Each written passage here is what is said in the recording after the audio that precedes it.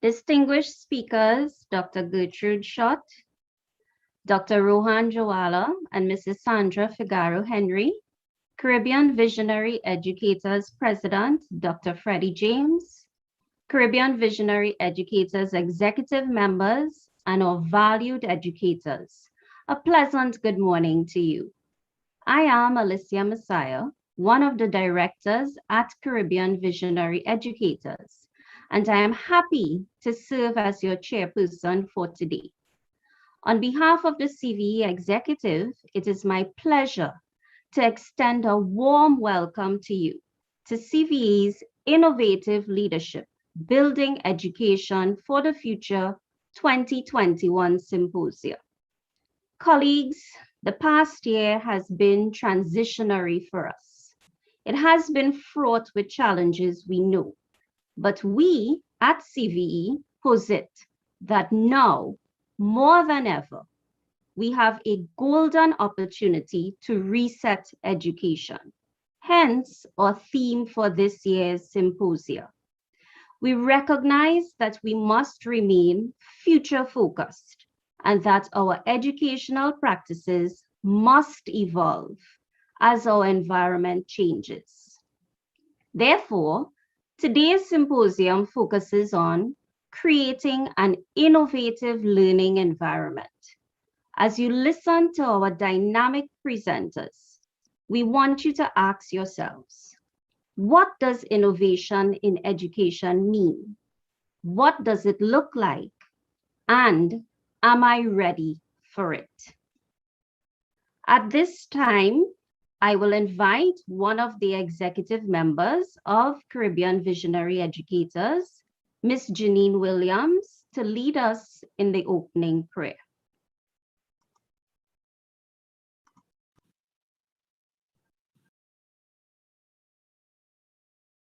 Welcome everyone to our symposium. I want to thank you for being a part of it, and we're going to begin with a word of prayer this morning. So Father, we give you praise. We thank you, oh God, for your goodness towards us.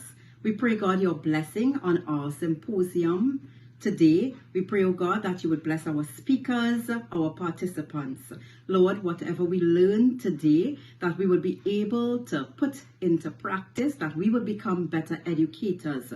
Lord God, that we would grow, we would develop, we'd be transformed, oh God, and we will be part of the change in our education system. So bless our proceedings today. In Jesus' name, amen. Thank you very much, Janine, for opening us in prayer.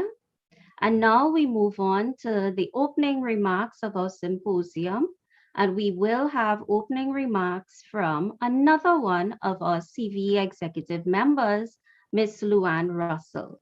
Luann, I hand over to you.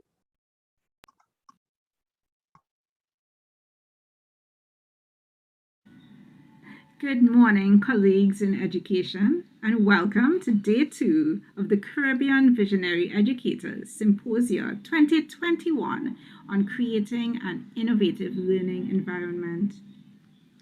Yesterday's presenters, I'm sure you'd all agree, were truly informative and inspirational.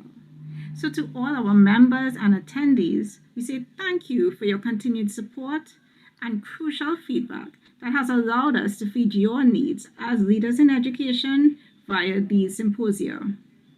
Today, we have an equally fantastic lineup of presenters who will share with us based on their rich experiences and expertise in education.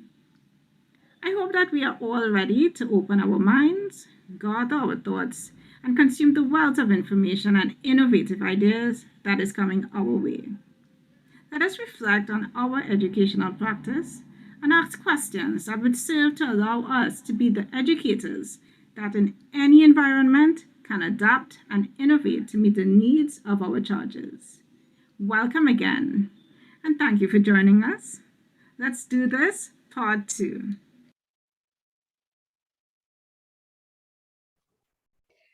Thank you, Luann, for bringing opening remarks. And as you heard Luann said, let's do this. That's one of our favorite things to say here at CVE. And as we begin with our dynamic speakers for this morning, it is definitely my pleasure to introduce our keynote speaker to you. But before that, I'd like to let you know how today's session will be running. So we have 3 speakers today. Every speaker has 30 minutes to present. After each speaker has finished, we have a question and answer segment for each speaker. While the speaker is presenting, we encourage you, our participants, those who are joining us via YouTube, as well as those in the Zoom room here with us, please be generous with your comments and your questions. Put them in the chat. We will collate your questions and hand them over to the individual in charge of the question and answer segment. So, as I said, I have the distinct honor to introduce our keynote speaker for today, Dr. Gertrude Schott. Dr. Schott has an enduring interest in education and its related activities.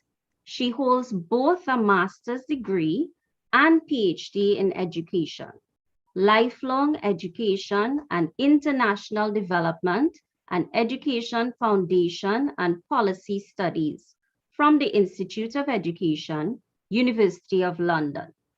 Her teaching career spans primary, secondary, and tertiary levels.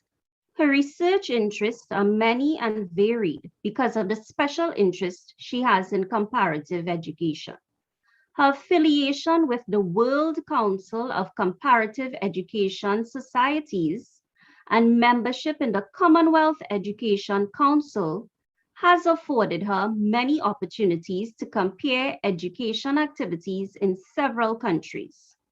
Indigenous epistemology, teacher education, migration, school leadership, and education in emergencies are some of her research interests. Dr. Schott, I hand over to you.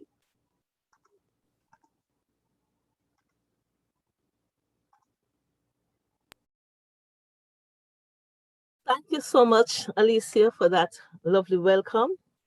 And I also want to extend my thanks to CVE for allowing me this opportunity to be able to be a part of such an auspicious occasion. And as I said earlier, yesterday's performance was so good. I hope I won't let you down. My topic for today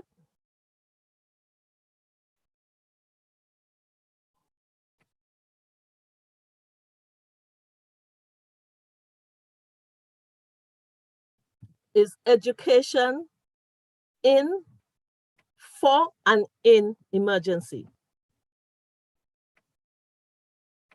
Without further ado, I would like to go right into and explain, because it's not very often that people hear of education for emergencies, because education in emergencies, that's the big theory that's been going around for some time.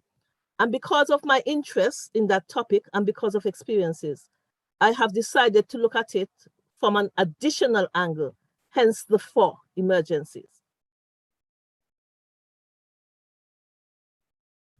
Now, this presentation, what I hope to do is to situate my position within the presentation. I would also like to explain what I mean when I say education for emergencies. I will also try to explain what I mean by education in emergencies. I'd look at some crisis or emergency situations in the Caribbean, and then I'll identify the challenges we face and the obstacles that hinder a smooth continuity in education during and after disaster. Then I'm going to look at some good practice. What do we do in times like these? And I'm also going to make suggestions for the way forward and for future research. I would like to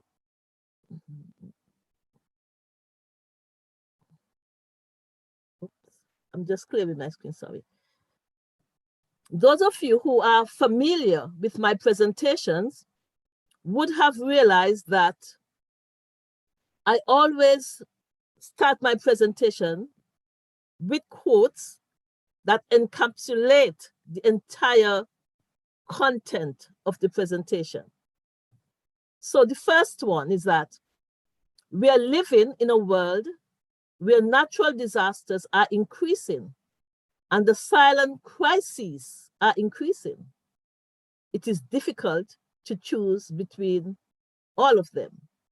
So here, I'm highlighting that disasters are on the increase, man-made or natural. And also on the increase are some silent emergencies that we don't often hear about.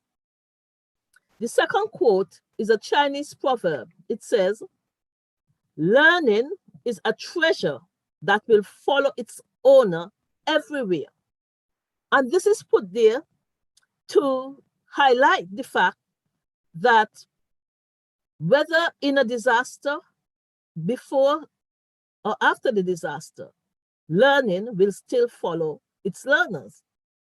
So it means that we are all learning no matter what the situation is. The difference between school and life. In school, you're taught a lesson and then given a test. In life, you're taught a test that teaches you a lesson. And none of us can deny that emergency situations have taught us many lessons. So these are the quotes that I think aptly encapsulate the entire presentation. Now, I'll begin by positioning myself within the presentation. So let me start at the top, and I'm going to talk about multiple strands. I'm bringing multiple strands to this presentation.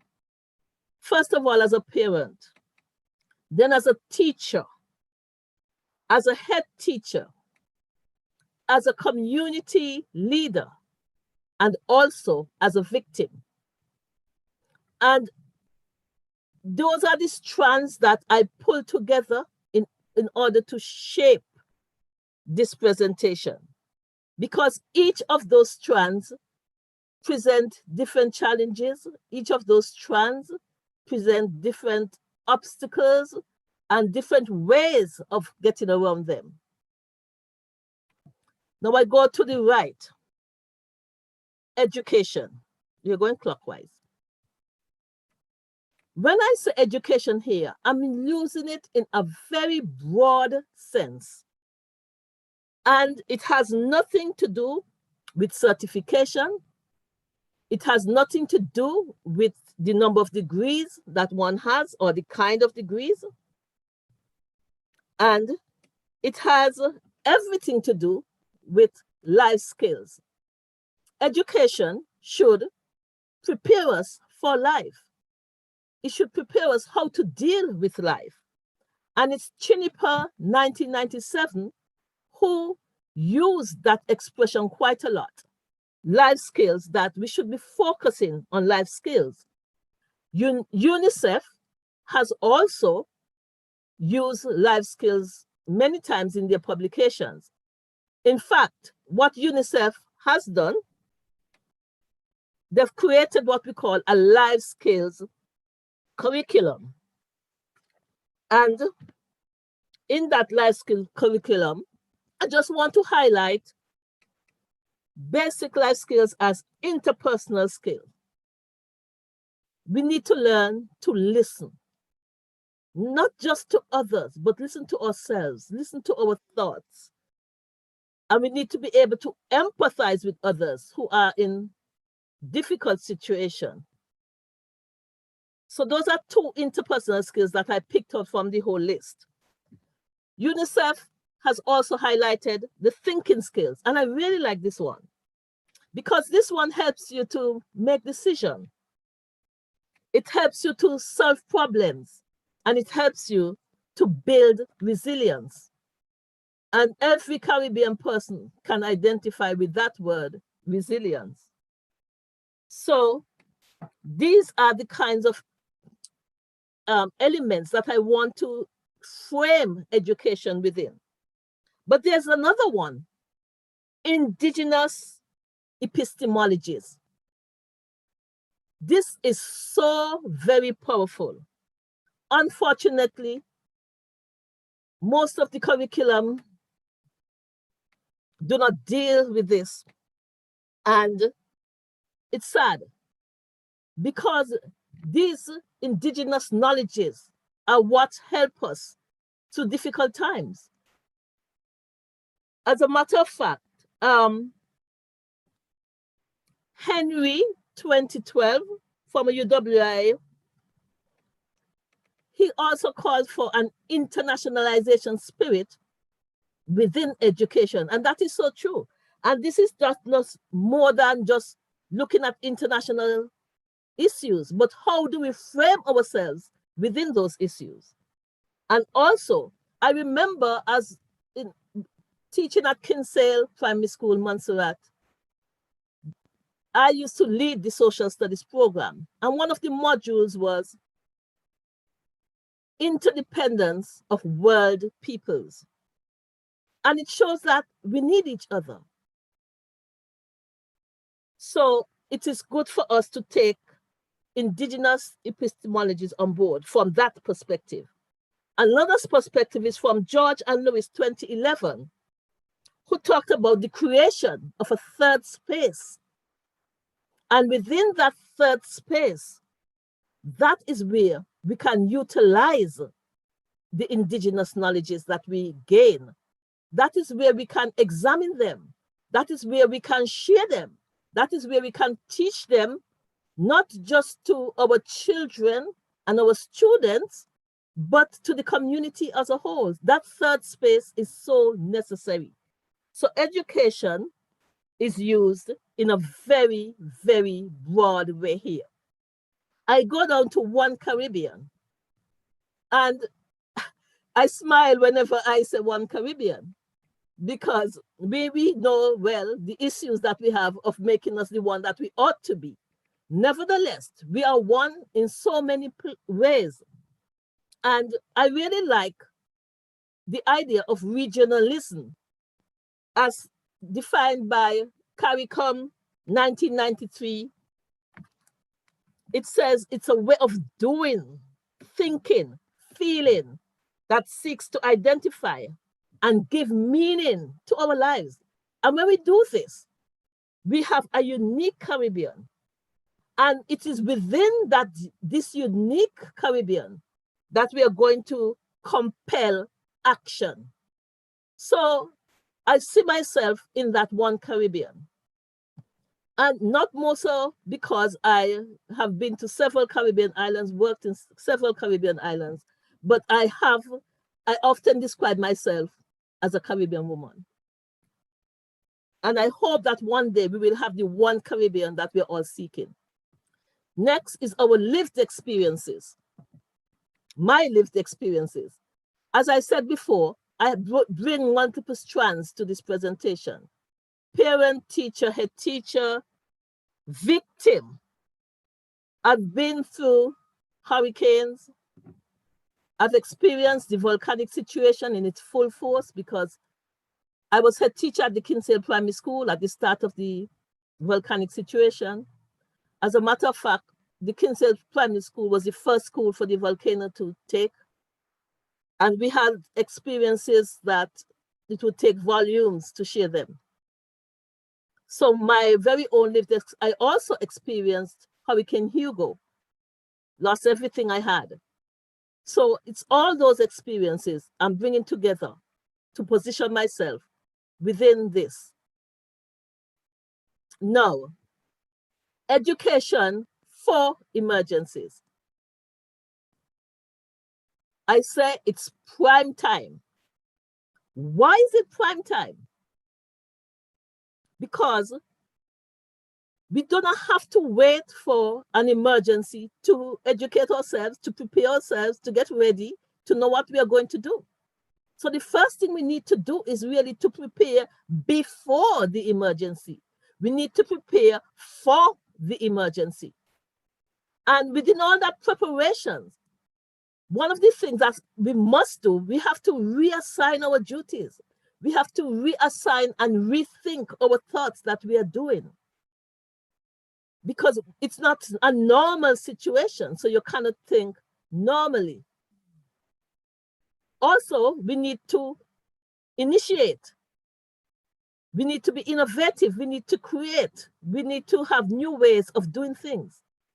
But since no man is an island, we also need to mobilize.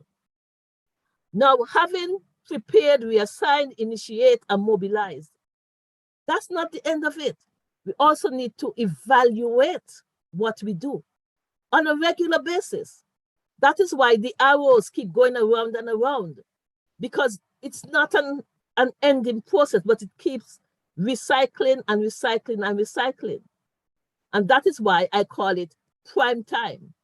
So in order to prepare for an emergency, let us put into action prime. And when I say prime, it's prepare, reassign, initiate, mobilize, and evaluate continuously. Because who we are targeting? People, the aged and the young, the whole spectrum of people. And we want to make them as safe as houses, as safe as possible within that situation, but we have to prepare. Now, this is my explanation of education for emergencies. And it's part of a paper that I'm currently doing. So it refers to educational activities accorded to and or shared for learners in formal, non-formal, and informal settings. The home, the school, and the community, we have to collaborate. And we have to have didactic sessions so that the learners can benefit. These tutorials are geared towards helping learners to apply practical measures in emergency situations with a view to alleviating all the exhaustion that builds up during a time of crisis. Not just within the school system, but home, school, and community. So this is my definition, or I hate that word definition here.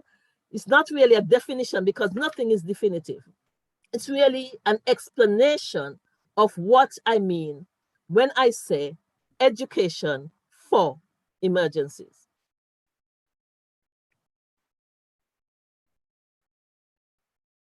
Now, I spoke of formal, non-formal, and informal education.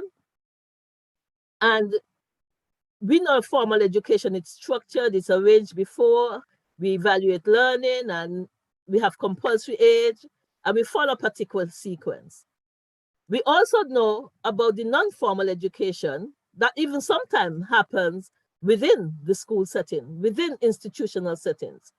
Structured, usually prearranged, but it's not something that we constantly evaluate, although we do. And it's usually if you want to, especially those after school curricular activities. It's not really something that you have to do, but it's good if you do it. But I really want to focus in this context on the informal education. It's everywhere. It is not structured. It's voluntary. It's nothing that you have to evaluate except to know how to do it's not formal evaluation. The evaluation you're going to do at this stage is to how to make your learning better, or what you're going to do with that learning, or how you're going to help others to have that same learning. And it happens to everybody everywhere. So it's voluntary. And there's no sequence to it. And it is in education, it's in education for emergencies that we need to focus on these three types of education: formal, non-formal, and informal. But earlier I talked about indigenous epistemologies. It is the informal education scenario where we can outplay, where we can use, where we can tap into, where we can share these indigenous knowledges. So all of this need to be done, not during the emergency, but before, so that we put them into practice in the emergency. Rings of security. Now, this rings of security is an expression that was first used by Bootley and Rosler in 1987. They were doing a research on children who had refugee children who had suffered PTSD, post-traumatic stress disorder. And they used the expression rings of security. However, I have taken that expression and I have fitted it into our situation because he identified the home as the first ring of security, the community as the second ring of security, and the school as the third ring of security. Before a disaster, we need to look at all these rings. We need supportive homes. We need developmental homes. We need homes where you cooperate with each other so that that cooperation extends into the community and the school. And in Montserrat, where the community is close-knit, this was not difficult for us to do. So I would recommend this, even in bigger communities, to try get a close-knit community, try to be tactical, try to be supportive. And of course, at school, we have extracurricular activities, we have indigenous knowledges being taught, and transformative leadership. Yesterday, we heard of different kinds of leadership, and they all can come together within transformative leadership in order to have learning continue in a way and retained, not just continue, retained in a way so that in the emergency situation, we can now maintain these rings of security. We have to maintain them and sustain them before the disaster. Because when we do, we have increased level of achievement motivation. And that's what we want. We want the motivation level to be always increasing and increasing and increasing. But that can only happen when we have solid and unbroken rings of security. I'll come back to that in a later slide. Now, I'm moving away from education for emergencies. I'm going into education in emergencies. This definition was offered by Kirk. He said it's life-saving, it's life-sustaining, formal and non-formal education activities, critical for children, youths, and families during emergencies. So you see why I had to make that distinction, the for and the during. And yes, we need all of these because he didn't leave anyone out, children, youth, families, whole community. So that's Kirk's. And the Journal of Education in Emergencies, it offers many insightful pieces about how we can deal with it. The Interagency Network for Education in Emergencies, the INEE. I guess most people will be familiar with that organization. It has been doing quite a lot for education in emergencies. And it's talk about learning for opportunities for people of all ages. And it talks about recovery, talks about development for non-formal education in higher adult education. Again, it's covering the whole community.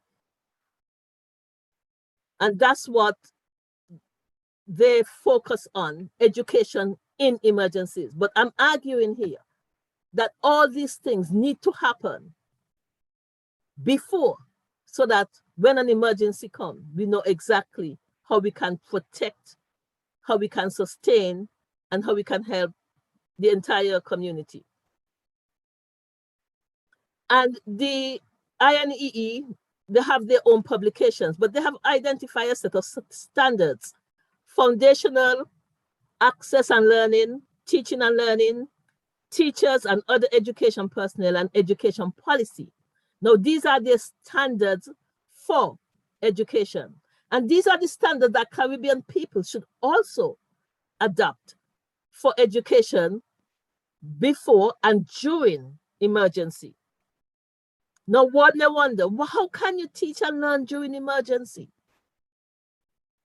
We'll explain as we go along. And education policy, what that means, that the school should have a policy before. You don't make the policy when the emergency starts.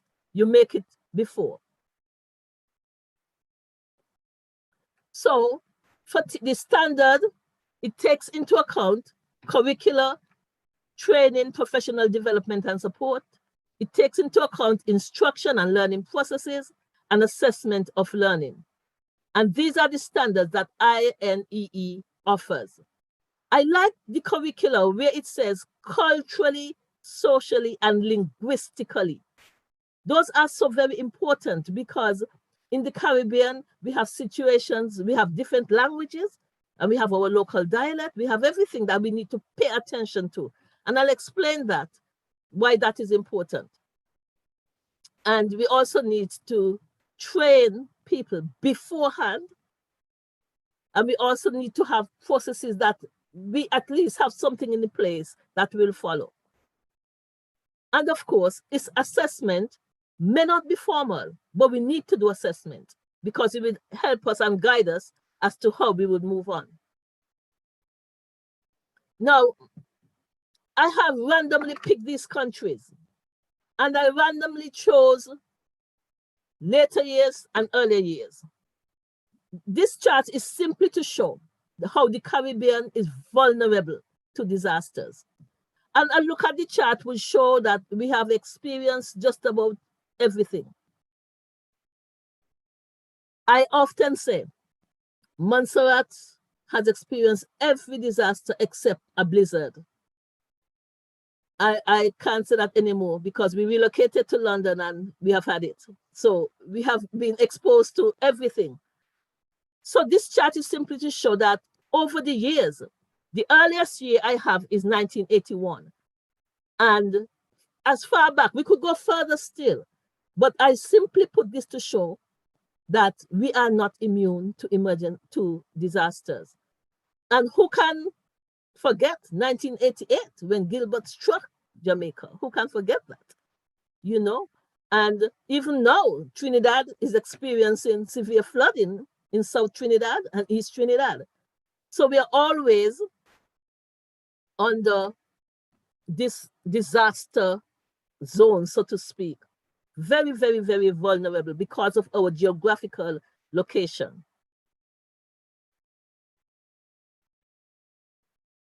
Now, we have been going through several challenges. When you look at INEE, when you look at their standards, you wonder, how will these happen? It's very hard, but it's worth a try. For example, where are we going to find school space during a disaster or in an emergency? So we have to try to figure out where we're going to have school space and how. I remember in Montserrat during the volcanic crisis, people's homes became school space. The homes were in the north of the island. People's basement became school space. We had Village Place, a restaurant that used to be in Salem, that became a school space. So we have to decide where we're going to have school space. Scarcity of education resources and equipment. Of course, we won't have the same resources we had, but remember in the prime time, I said we need to initiate and innovate. We can be innovative and find resources. And one of the things, big challenge, authorities and others should not expect teachers to carry on as normal. It is not a normal situation. So we shouldn't expect that. Another, we have to deal with the language issue. And I have a personal experience here where 1981 in Dominica, Hurricane Frederick, when it hit Dominica, and we had students coming over speaking patois to Montserrat. And it was hard for them to fit into the school system because all they knew was patois. We had students coming from Santo Domingo. We had students coming from Haiti. And teachers were not able to deal with it effectively. So the language issue is very, very important. We need to think about that before, so that when we have relocation and people start moving within the islands, we can deal with the language issue. It's a very, very big one. We could speak about that from now until whenever, but just highlighting it here to show that it is important. And the official hurricane season is from June to November. But that doesn't mean that a hurricane cannot occur anytime outside of that period. That's just the official. As a matter of fact, I've heard people spoken of a hurricane in January, on January 6th in the 1940s, one of the worst hurricanes that ripped through the Leeward Islands. And it was January 6th. So let us keep that in mind, that it's not always within a hurricane season.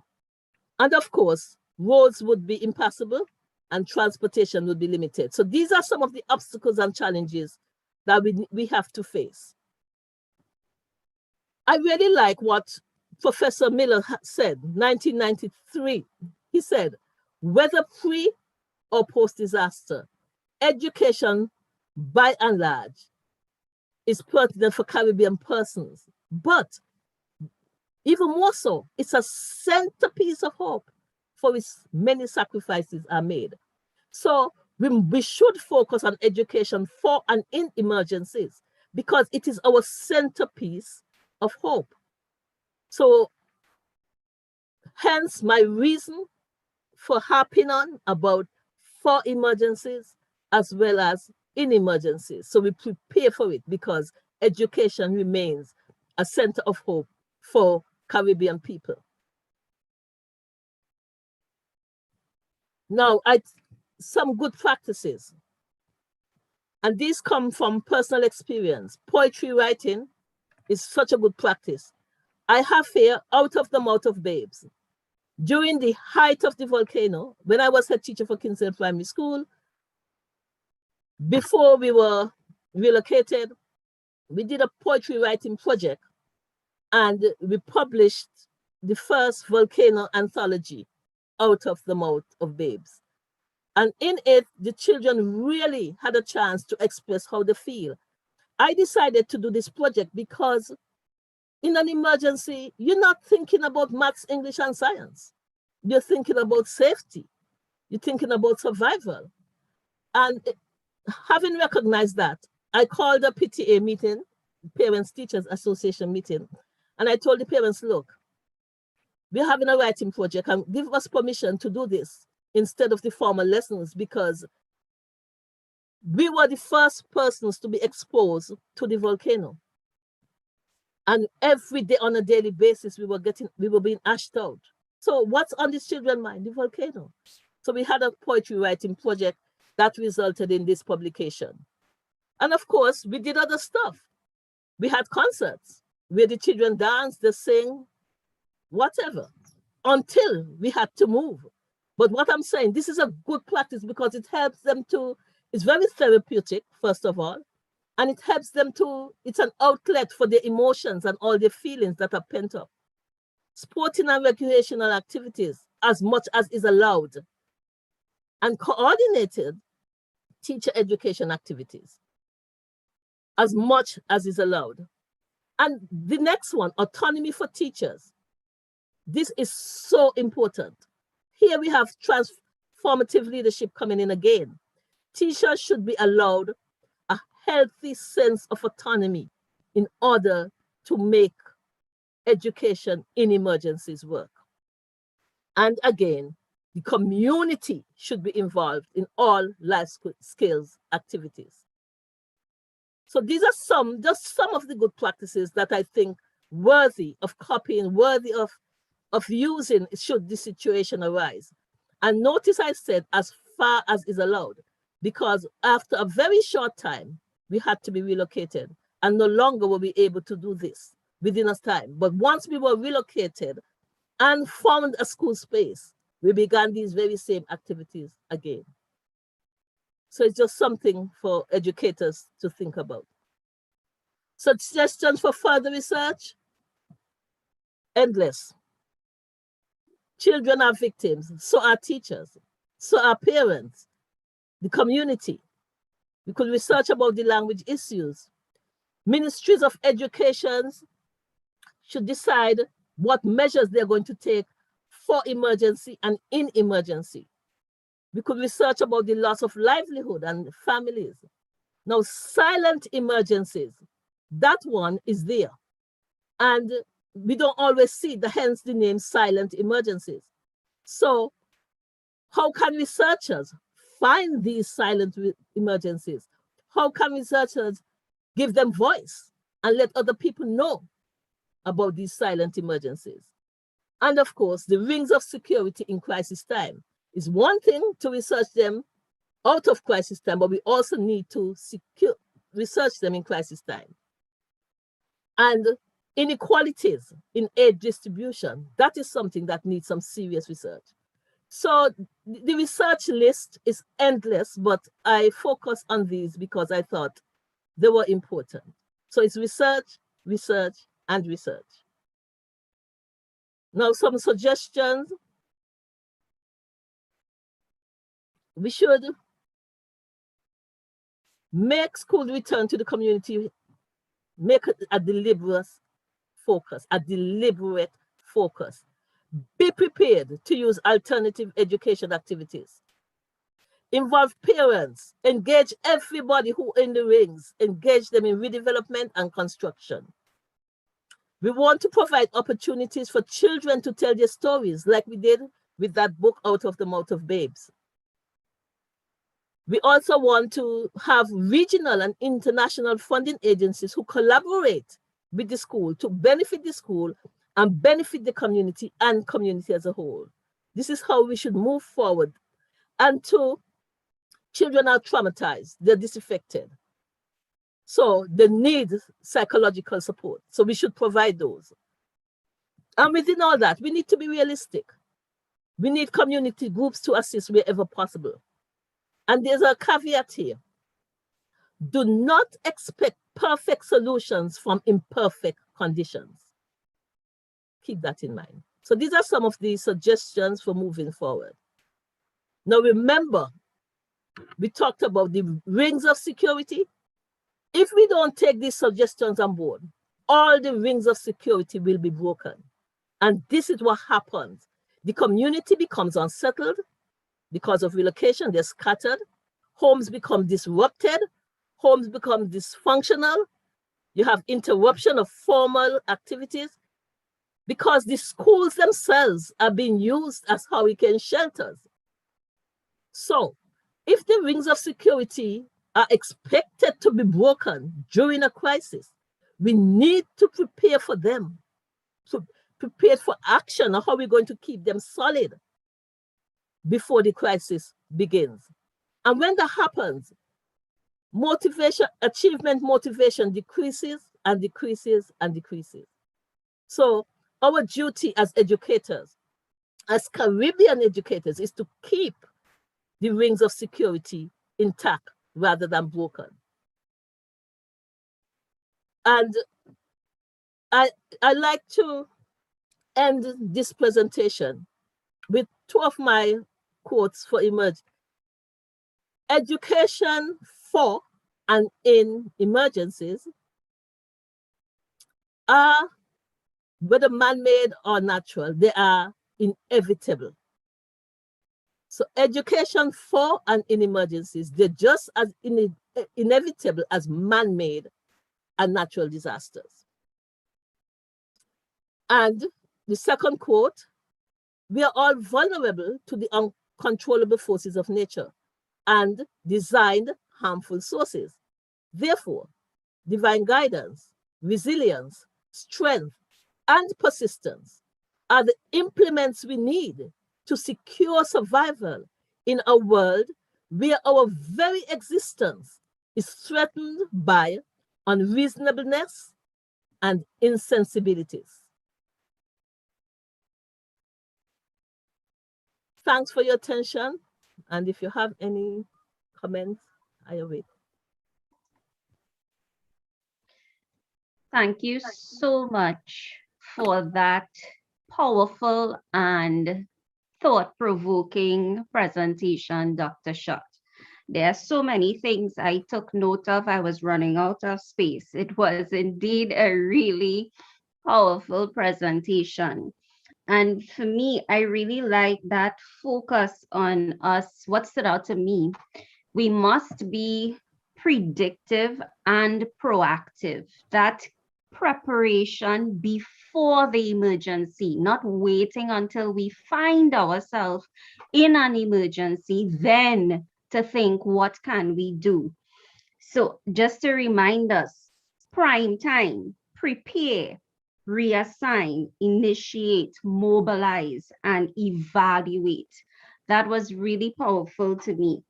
And what also stood out to me was the idea of stakeholder engagement, collaboration, recognizing that we cannot do this alone. Everyone has a role to play.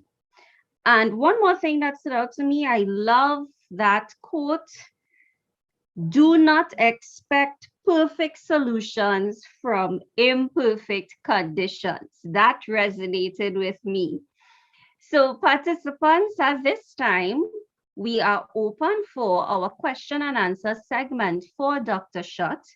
Ms. Charmaine Richardson, one of our CVE executives, is going to conduct the question and answer segment. So thank you to those of you who were putting your questions in the chat, as well as our YouTube viewers. You are not excluded. So Charmaine, I hand over to you. Thank you very much, Alicia. So that I echo your sentiments, Alicia. That was a very resounding presentation, and we really have a lot of food for thought. Now we have a few questions here, and the first one is, in light of changes in the weather patterns and global warming and natural disasters, does this mean that emergencies in education should become a part of the curriculum? That's the question? Yes. Excellent question. Yes, yes, yes, yes, yes, yes, yes. It should be. And that's what I have been advocating for some time. I looked at the OECS education statements, and I looked at some of their curricular material, and I couldn't find education in emergencies. Maybe I didn't look hard enough, but I'm hoping that the focus is on education and emergencies. We need to have standards. We need to have mandates that we have within the school curriculum just for education in emergencies. And I think the reason why that it's often been ignored is because enough attention has not been given to indigenous epistemologies. Enough attention. And this thing is so powerful. It's the most powerful tool we have for sustainable education, for a sustainable nation, for a sustainable Caribbean. It's not the formal education that we get, but indigenous epistemologies. And so in addition to having the curriculum focus on education for emergencies, they should also add within it a big, big plus for indigenous epistemologies. Thank you. And we have another question from, this is her second question from Ms. Sharon Bain. And she asked, as an examination-based society with an examination-based curriculum, how can we make this relevant in our reality? I'm not going to here suggesting that we should lower our focus on examinations. But within that focus, within all of that focus, we need to have something inside there to focus on us as a people, how we are going to survive, because it's inevitable. The Caribbean is very vulnerable. when you go back and you look at those charts, we notice that those charts it's almost every year. It's almost every year that we have a disaster. So yes, we can put it inside our exams. Yes, so before we put it in the exams, we need to get it in the curriculum. We need to focus on it, and perhaps good practice to make it an exam, part of the exam questions. Make it part of that exam thing, because it's inevitable. It's inevitable. And remember that it's planned, but also it's planned education, but we also need formal, non-formal, and informal. And too often, we as examiners focus on the formal education. Examiners need to focus on the informal and the non-formal as well. Very important. Yes, I agree with you, especially with the informal education. I know that there has been a big thrust for quite a bit of years that we infuse health and family life education in the curriculum, and could be addressed in such a forum as well. Yes, totally agree. So a question posed by Dr. Bisessa is, well, you had made mention of transformative leadership. So the question is it transformative or a more adaptive leadership method that should be used? Okay, I would go for transformative leadership. I'll also go for a more adaptive leadership, because you see, leadership is fluid, and we can pull strands of leadership from different strands. Yesterday, we heard about the 360-degree leadership. We also heard about social justice. You know, what we need to do is to pull different strands as long as it works. I focus on transformative leadership because that's the one that I used during the volcanic situation.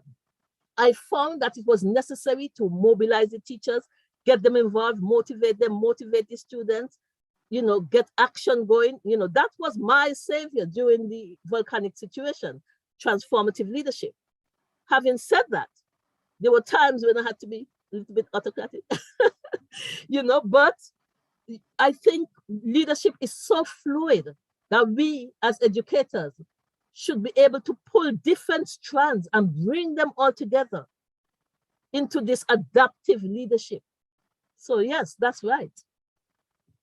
I agree with that, especially since we really are dealing with imperfect conditions. Yes, so we have to pull the solutions from wherever we can get it. So another question poses, how do we move away from bandage management, sorry? Remember that one of the slides talked about a healthy autonomy for teachers. Teachers need autonomy. And if they don't get it, teachers should mobilize themselves for action. Be prepared to have consultation with your leaders, not just with your head, but with education officials. Call a meeting, call a forum, do whatever you need to do, but it's a must. We cannot continue to be in a straitjacket. Education should never be put in a straitjacket. Never, ever. Education is just so ubiquitous. It's everywhere. Why put it in a straitjacket? And if it's not in a straitjacket, the people who deliver the education programs should therefore not be in a straitjacket. So it's for the Ministry of Education officials and management to dialogue. The teachers should first dialogue among themselves and take it forward, have a consultation, and go at it until you get the desired result. Thank you. One of our participants said that we sometimes are subjected to too many professional development workshops and no follow-up. Yes, that too could be part of the problem. Yes, very true. Can I comment there? Please. The professional, I would not deny the importance of CPD. I would not deny the importance. We need to continually develop ourselves. However, we need not do it in a straitjacket either. We need not focus on it as if it's the be all and end all of life. There are so many other intricacies that are linked to teaching and learning in an informal way, because students are not jam jars. We don't open the jar and pour in the jam and close it back. They are living, thinking, breathing human beings. They have thoughts, they have experiences, they have so much they would like to say. So one of my suggestions was give students a chance to tell their stories. And in some of these professional development workshops, bring in the students, let them talk. And then we will know how to continue our professional development. Agreed. And when they talk, we need to listen. Yep. So important. Right. So another question is concerning the school space. What say you to the situation in the eruption of St. Vincent? Sorry.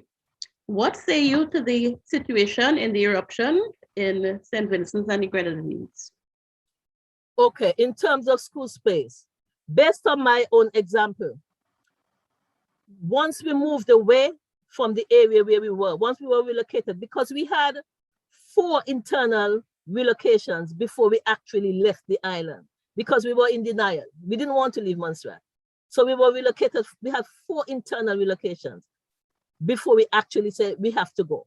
So for every time we move, we find a space. The first time we moved, we had school in the grounds of the Catholic Church. We set up a tent in the Catholic churchyard in Salem, and that was our school space.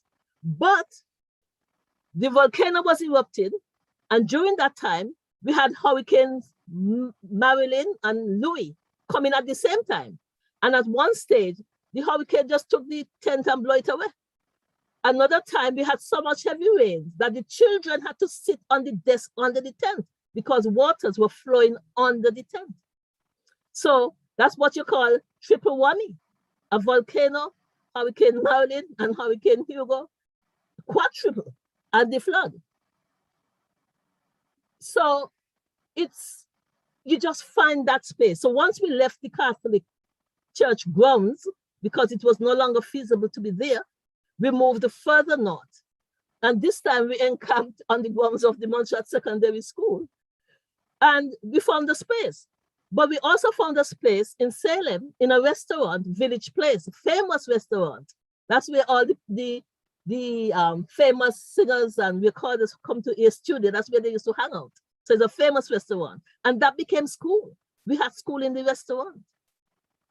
And we had basement people. So it's for what I would say to St. Vincent, wherever they go, seek out a space, a safe space.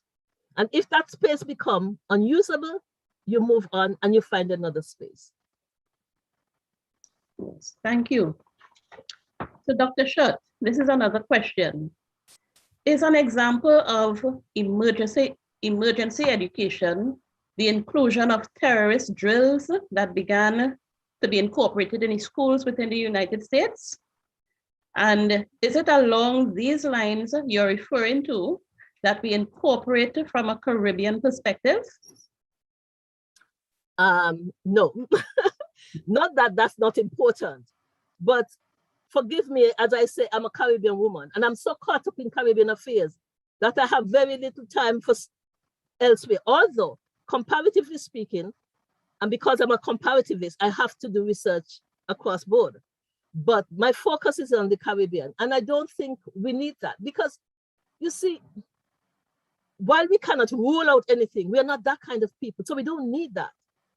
We become what we want to become in a given situation. So I don't think we need those kind of drills. We need safety drills. We do need safety drills. We do need certain preparation skills that we must have. We need to know if A happens, we will do B. And if B happens, we will do C. And if A and B and C not possible, we will do R or S or T. We need to know that. But in terms of drills, We don't want to militarize the education for emergency. We don't want that. What we want to do is to be prepared at all times by doing whatever is necessary for the situation within which we find ourselves. Thank you. So the principles that you mentioned here, we could really apply for any emergency. So we really have to be transformative in our approach. So it works. I think this might be the final question. Education starts from early childhood. Is there anything in the presentation for that level of teachers? Yes. I think one of these slides mentioned early childhood education. Yes, the preparation starts right there. And we take parents for granted. Here is where we need that connection with the parents. And the teacher should not do this alone. The teacher should come together with the parents and decide what to do. And two, the parents need to have drop-in sessions to the school. Unannounced, just come in and help the teachers, be with the teachers, be with the students, because at that age, when the students see that their parents are there, they gain a sense of safety, a sense of belonging, a sense of achievement motivation at that level. So the parents can come in at any time and help out, but it's necessary to begin right there and then. And remember, the parents are the ones that are so knowledgeable with indigenous knowledges. They're so knowledgeable. They can help out the young teachers. Some of the teachers young and they don't know. And the parents could say, look, you could do this, you could do that, you could do, you know. So here we need so much collaboration between school and home, especially at that level. Mm-hmm. Thank you. I think I missed this last Someone question. put in the chat, schools must be welcoming to parents. Yes, Definitely. I agree. They need to be welcoming. And in my school, I had this policy where parents were allowed to come in anytime. So that's another good practice that I would love to throw out. Yes. I think I missed this question. How can we as educators assist with the decreased level of motivation in light of current trends? Can you hold that a second? I saw in the chat that pop up, somebody wanted an example of indigenous epistemology. And yes. I think I should provide an example. It's basically local knowledge. For example, you're feeling sick, you're coming down with something, and your parents are able to go in the backyard or in the hills or someplace and come back with some sort of bush that will get you better. That's local knowledge. Another set of local knowledge is how to make things.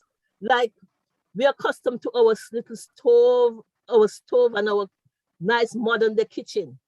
Local knowledge will tell you in an emergency how you could get 3 stone and put wood, or how you could get a tin pan and make that into your stove, or how you can use a piece of iron and iron your clothes if you want to look spiffy and sharp to go back to work. That's local knowledge, and these are very important. You have the fishermen who can come in and say, look, this is how you make a fish pot. This is how you do. That's local knowledge. Very, very important. So I just had to answer that. Those are just some examples. Sorry about that. Can you repeat the question? Yes. The question is, how can we as educators assist with the decreased level of motivation in light of current trends? Okay. We can, first of all, we need to find ways of getting children ready to learn and getting children be able to respond to what we're saying to them. For example, if children are not ready, I call this the readiness principle. You could talk from now until thy kingdom come. They would not learn. If they're not ready, they just wouldn't learn. So we have to find ways and means of making them ready. How do we motivate them? What motivates Peter would not motivate Paul. So we have to always find different ways of motivating people. And this include epistemologists, local epistemologists, getting the community to come into the school to help with the motivation. If you're doing a social studies lesson on how you sustain yourself, bring in the fisherman, bring in his net, let him tell you how he make the net, what he do. Children will be motivated. So we can find ways and means, but having motivated them, we need to sustain that motivation. So once we know that they're motivated, we pick up on what we use to motivate them and we build on it to sustain that motivation. And remember, it's school, home, community as the rings of security. So to keep the rings unbroken, we constantly engage the home and the community to keep the rings unbroken.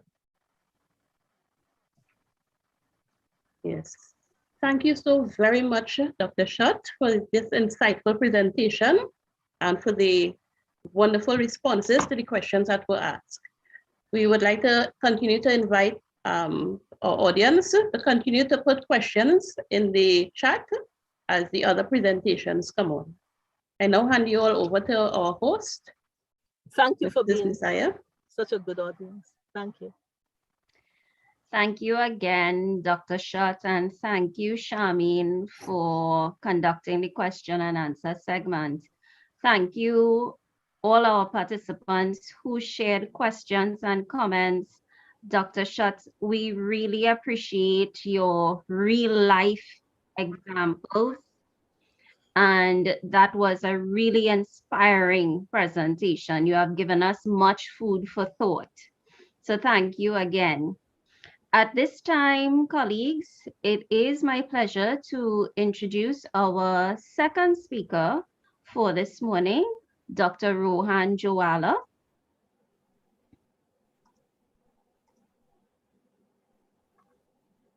Dr. Rohan Joala has worked in education for over 20 years and has international experience, having taught in the Caribbean, England, and the United States of America.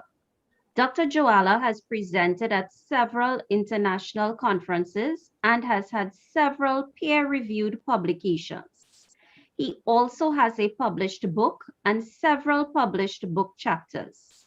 He continues to develop work for publication. He has also been a reviewer for several international journals. Dr. Joala has a passion for addressing topics on online teaching and learning, social justice, inclusion, and diversity. He has also presented on these areas and written on these topics. Dr. Joala holds a Doctor of Education degree in Language and Literacy in Education from the University of Sheffield in England, a master's degree in Education in Special Needs and Inclusion Studies from the Open University in England, a Bachelor of Science degree in Psychology from the Open University in England, a Graduate Certificate in Teaching and Learning in Higher Education from the University of Wolverhampton in England, a Diploma in Secondary Education from Bethlehem Moravian College in Jamaica, and a Certificate in Social Work from the University of the West Indies School of Continuing Studies. He currently works at the University of Central Florida as a senior instructional designer and adjunct faculty. Dr. Joala, I hand over to you. Thank you so much. And at this point in time, I'd like to share my slides with you. And let me see at this point, let me just ensure that I'm sharing my screen to be on the safe side. So I'm sharing my screen, share screen. I'm going to share desktop too and share, and we should be good to go at this point in time. So if you're seeing my screen, moderator, could you give me a verbal confirmation? Just ensuring. Yes, we are, Dr. Joala. Thank you so much. I must say that I enjoyed that presentation. And of course, it's indeed a pleasure for me to be here today. As Dr. Schott really went through her presentation, I remembered Hurricane Gilbert, and I remembered how that emergency situation changed my life. That was the year I entered Teachers College. So therefore, in emergency crisis, there are some good things that will come out of it, especially as it relates to innovation. So let me say thanks for the introduction, and it's indeed a pleasure for me to be here. I will always enjoy addressing critical issues in education. The topic today is very critical to me: differentiating learning and teaching instructions as it relates to synchronous and asynchronous lessons. But I want to say that as we look at it, I want to reflect on my time when I started school in Jamaica. In my time, there was practically limited differentiated practices. You know, as I went to school in my early days, attending high school, I realized that I had severe asthma. On one occasion, I almost thought I would die. In those days, children would not have access to what we call a pump or an inhaler at this point in time. So we took tablets, and these tablets would take some time to digest in our system to give us some sense of relief. On one occasion, I was rushed to the Cornwall Regional Hospital in Jamaica, and after spending a day there, I was sent home, still breathless, still unable to tie my shoelace, still unable to get out of bed. I was always in a recovery position. After a few days, I recovered and went back to school. On returning to school, I was gifted with various tests. I was not prepared for these tests. So you know what happened? My grades were 0. In the context of differentiated practices, inclusive practices, this would not be so, because the teacher would understand the need to maximize learning of all students. Using differentiated instructions, the teacher would scaffold me to reach mastery of the content that was taught before. Therefore, it is in mind with this thought that I want to say to you, I want to explore the objectives today. I want to provide an overview of the context as it relates to Caribbean synchronous and asynchronous teaching and learning online as it relates to our present context. We are in a really unique context, as outlined earlier. I want to define the term differentiated instructions, and I want to highlight the components that must be considered as you move forward in using differentiated instructions. Now, let me say that I am writing this article with a friend of mine, and we have written several articles, and this one is in press. And in this article, we suggest that the COVID pandemic forced teachers to make drastic changes from one modality to the next, and to consider technological extensions of learning spaces. Remember, at this point, teacher training in the Caribbean and globally did not reflect explicit instructions as it relates to teaching online. However, many of these changes were not informed by research-based investigations. And of course, the pedagogical practices were simply not adequate. Many of the methods used in face-to-face was somewhat just transferred over to the online space. My question to you, to what extent do you agree with the above statement? And I think when I look at the context, I want for us to consider the different learners that we have in our classes today. You know, as we consider our presentation context, let me consider 4 possible students that we could have in our class at any level. A student who has an educational provision, that's an IEP, right? That's possible. We could have another set of students who are gifted and talented in that subject area. Note that subject area, because a student who is gifted and talented in one area might struggle in the next area. And another set of students might be the ones just struggling with the new content. And of course, you leave the student out at times, this average student who just passed to get the 50 to show limited mastery of the content. When we look at the traditional model of teaching, we can say that it operated in a physical space. So therefore, we could make adjustments on the fly. But what COVID has taught us is that we have to make the necessary modifications. In fact, the strategies provided in the curriculum document that we will go through from time to time over the last year or two, we will realize that it paid attention to the physical presence. Over the year, I must say that the issue of online has become very dominant. Now, we have realized when we look at the literature that not much has been said about synchronous teaching and learning. Yes, they talk about inclusion and diversity, which is a subset of this sort of teaching and learning, but we have not gone in depth to explore explicit strategies as it relates to differentiated instructions in the online learning environment. So I want to give that in context because we are in a unique position and we are practically developing the knowledge as it relates to synchronous and asynchronous teaching strategies as we go on the fly. Now, when we look at synchronous teaching and learning, we have to make the connection. What is synchronous teaching? Or what's a synchronous lesson? A synchronous lesson takes place in real time. We're using video, we're using Zoom. We can read those questions, we can pose those questions in real time, and we can use technology that provides live interaction. Now, if we pull ourselves away, we realize that asynchronous teaching and learning occurs in different time. It is online. You do not get an immediate response. There is some interaction, but you're not sure to get the interaction.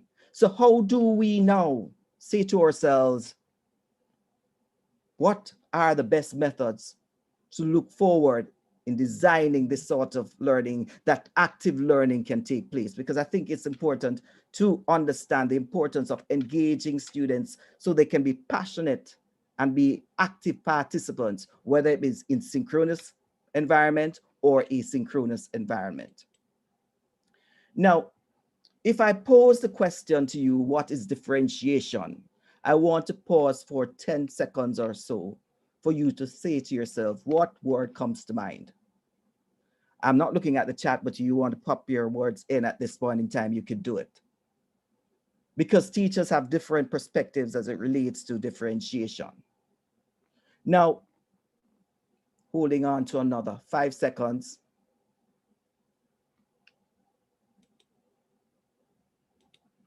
Taylor did some research with a group of teachers, and he said in his report, differentiation is ensuring access to learning.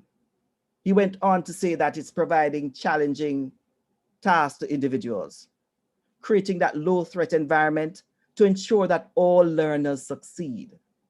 It's about scaffolding without reducing expectations, because I think that's important. Not because you set a task for an individual student who is not reaching the level of mastery that you have, you should have low expectations. And it's also about inclusive teaching and learning. That's fundamental what he found out. So when we look at the whole process of differentiating a lesson, whether it be synchronous or asynchronous formation, we have to consider these thoughts by these teachers. Now, I want us to consider some key principles as it relates to differentiation. Differentiation requires a mindset for inclusion and diversity. They cannot be separated.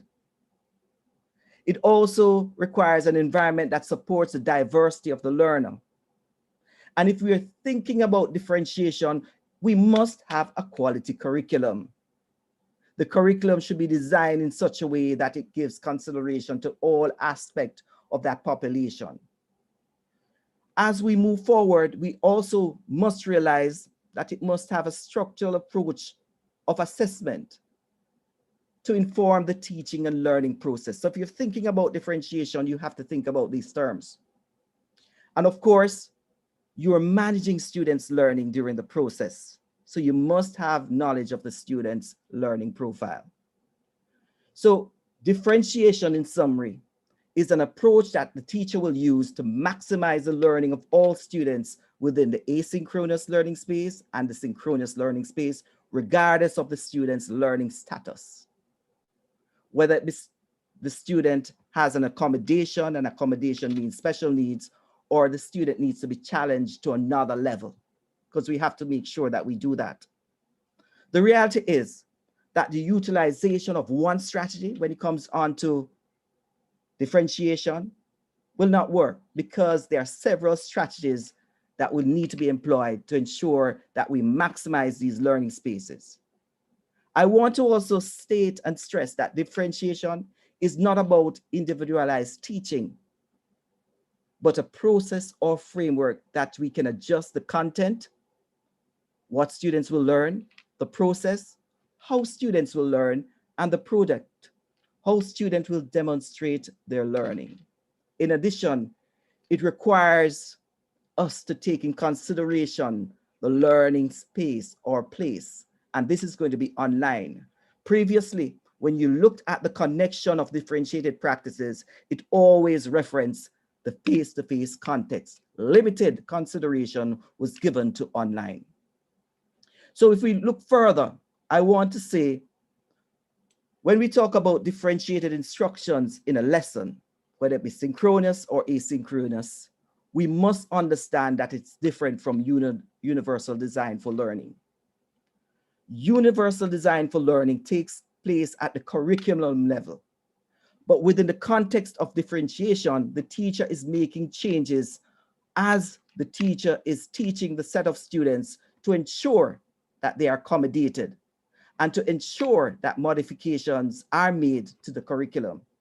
Notwithstanding, I want to say that the curriculum, of course, in many cases will provide additional resources. Now, as we look at it, and I said to you, it is not designing 26 lessons for 26 students, and you're saying to me, I thought it was that, because some educators think that way. But I'm going to give a little warning for that mindset. Now, as an educator, we should ensure that we avoid the one-size-fits-all approach. I would say that use an approach that tailors instructions for groups of students with similar skills or needs. And why do I say this? My perspective of education is that we tend to look at the gifted and talented. You know, that student is gifted. We tend to look at the student who is failing. Okay, that student needs some support to ensure that they don't get a failing grade. And we look at the student who is a special needs student, one with a statement, a legal statement that requires support. But no one sort of considers the student that's between, that needs to be pushed to the next level. So what I am saying at this point, differentiation is relevant at any level of the teaching spectrum, whether it be mainstream classroom setting, special needs context, in a mixed ability, or if some people are still streaming students, it's necessary.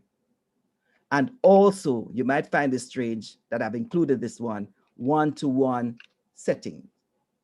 And one-to-one setting is very important. Let me explicitly explain my position for this. Differentiation of instructions in a lesson, synchronous lesson, or asynchronous lesson is not a pass not to provide one-to-one instructions to a student when necessary. I have seen several educators argue that they provide one-to-one instructions, so there is no need. Let me correct that statement. They provide differentiated instructions, so there is no need to do one-to-one support. I am urging you, do not put yourself in a position where you are ignoring the student that will need that one-to-one support. Now, as I look forward, I want to also present to you a few things that will be necessary for any framework that requires differentiated framework, that is. First, in order to begin implementing a framework for differentiation of instructions in a lesson online, you must know your students. In knowing your students, you'll be able to tell their readiness for the subject. And I think the readiness was outlined by Dr. Short a while ago. You can access students' readiness by oral discussions, test, and sample work. In addition, you can also ensure that the student is made aware of what content they need to cover. In respect to this, you have to understand also the need to know or have knowledge of your students' interests. That's important, because without this knowledge, how will you sustain and gain the students' interest? And most importantly, the need to understand the learning profiles of your students. That's important, because if you're going to plan instructions, you must consider the background of the students and what form will their learning make progress, the strategies that you will need to use, and the level of success they've had over the past. So it's important to do this. So when we consider knowing your students, that's one stage of differentiation, of course. We have to move to another stage, the differentiation activity. Differentiation of instruction means tailoring instructions to meet individual needs. And within the framework, when we talk about differentiation, we can differentiate by doing several things here. First, content. We can differentiate the content, the skills that students will need to master. So we have the knowledge that they need to cover. So we have to consider, how are we going to differentiate content? Then content is one thing. Then we have to think about the process. What activities are we going to differentiate to ensure that students can master the content? So you have to think about how you're going to do the content and the level or grouping necessary. You have to think about the process, and of course, the method students will use to demonstrate learning. And I saw where our last presenter was asked a question regarding examination, but I want to touch on that a little later because I think that's important. But one part often forgotten within the context of online is the learning environment. And we have to see how we're going to design that space to ensure that we enhance the principles of differentiation as outlined earlier. So these are important factors: content, process, product, and the learning environment. And I want to just give an overview of some of the strategies that we can use to ensure that these are gained as we go through. Now, when we look at content, we're talking about tailoring the content in such a way that students complete activities. However, the content is varied based on difficulty. So you have to know the students' readiness. You have to know their interest. You have to understand their learning profile. And I would say that this sort of strategy can be used in a synchronous environment as well as asynchronous environment.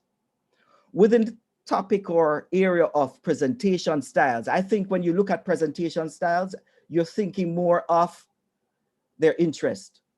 I would say that in a dominant place, I would have it working well in the synchronous environment as well as asynchronous. However, for the synchronous pathway, I would say have many sections where the teacher will explain and then use guided instructions throughout. However, there should be opportunities within the presentation style in the synchronous session that allow students to ask questions. Another point that I want to also mention is that teachers can move the differentiation process by asking questions at different levels to ensure that students are aware of what needs to be done in that context. And of course, if you're using presentation style, I would say record your presentations and put it in the asynchronous section of your course or lesson that students have access to it.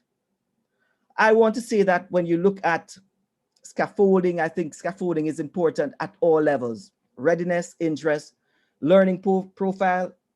I think it's important, but not as important within the context of both. Because at every level, a student might need to be scaffolded to move from the high level to maybe another level.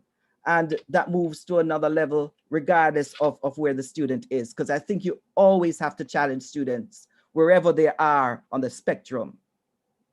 So as we think about content, we move to the process. You know, one of the things I've realized that we have to challenge students in a way that even if they're comfortable, we're challenging them to move to the next level. In doing so, the teacher can assign tasks based on groupings. And I think it's important that you really consider the groups. You know, it's easy for me to just say, you know what, I'm just going to allow the computer to just place students in groups. But is that effective pedagogical practice? I would say no. So when I think about that sort of grouping, we have to consider how we're going to do it. So I think we can look at the activities and we can challenge students based on the variation of the activities at the synchronous pathway as well as asynchronous. And when we look at the learning space, we have to think about the readiness. Provide online learning space for students so that they can develop their learning communities. Students love to have this sort of communication online, especially now in our digital world. We realize that so many students will be using their phones to communicate, from K to 12, primary school to high school, as they would say in the Caribbean, to university. A lot of students are using the learning space to even exchange ideas. And I think this can be beneficial at all levels. Within the context of that too, I think it's important to think about interactive content. And why do I say that it's more important to asynchronous? Because many times teachers tend to put the content in and don't think about interaction necessary. We know in order for students to progress, they must be active participants in their learning. Hence, we have to do some level of interactive content, whether it be a game or something to allow them to be part of what they're doing. I know in the Caribbean, you might not have this, but there's a pathway called personalized adaptive learning that's using computer-based to set certain standards for students. And if they're not reaching mastery, it will give them an array of options to demonstrate that mastery. Notwithstanding, we still need to embody resources in our class. And when we look at another strategy in the process, we can use graphic organizers. And I think that's a wonderful way of moving forward too. Allow students to gather and organize their information as well as demonstrate their learning and understanding of certain things. And I think that is so important. Many times you ask someone to explain something and they can't, but you ask them to maybe draw a diagram or not do it in a written form, but orally, that's good. And I want to move to my last aspect of it, and I think is the product, which brings us to mind assessment. Who likes to hear the word assessment? Well, to be honest, when I hear the word assessment, I somewhat get nervous if I'm the one being assessed. How do we demonstrate students' learning? For far too long, the assessment of online learning spaces has been sort of designed for group discussions, group projects, and the cover for everything, the grand quiz. We're using quizzes to assess everything. And if we can't afford it, we let them write a short response. A teacher using differentiated system within their synchronous lesson or asynchronous lesson would provide an assessment that is challenging using clear directions and instructions. In addition, the teacher would ensure that the product being used for assessment is connected to real world. And our last speaker mentioned that.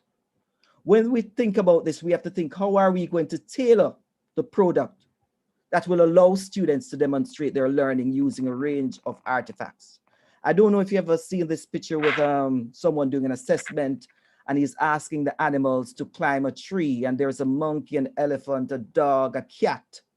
Of course, the only animal able to complete that assessment rather would be, of course, the monkey. Maybe the cat would run up the tree, right?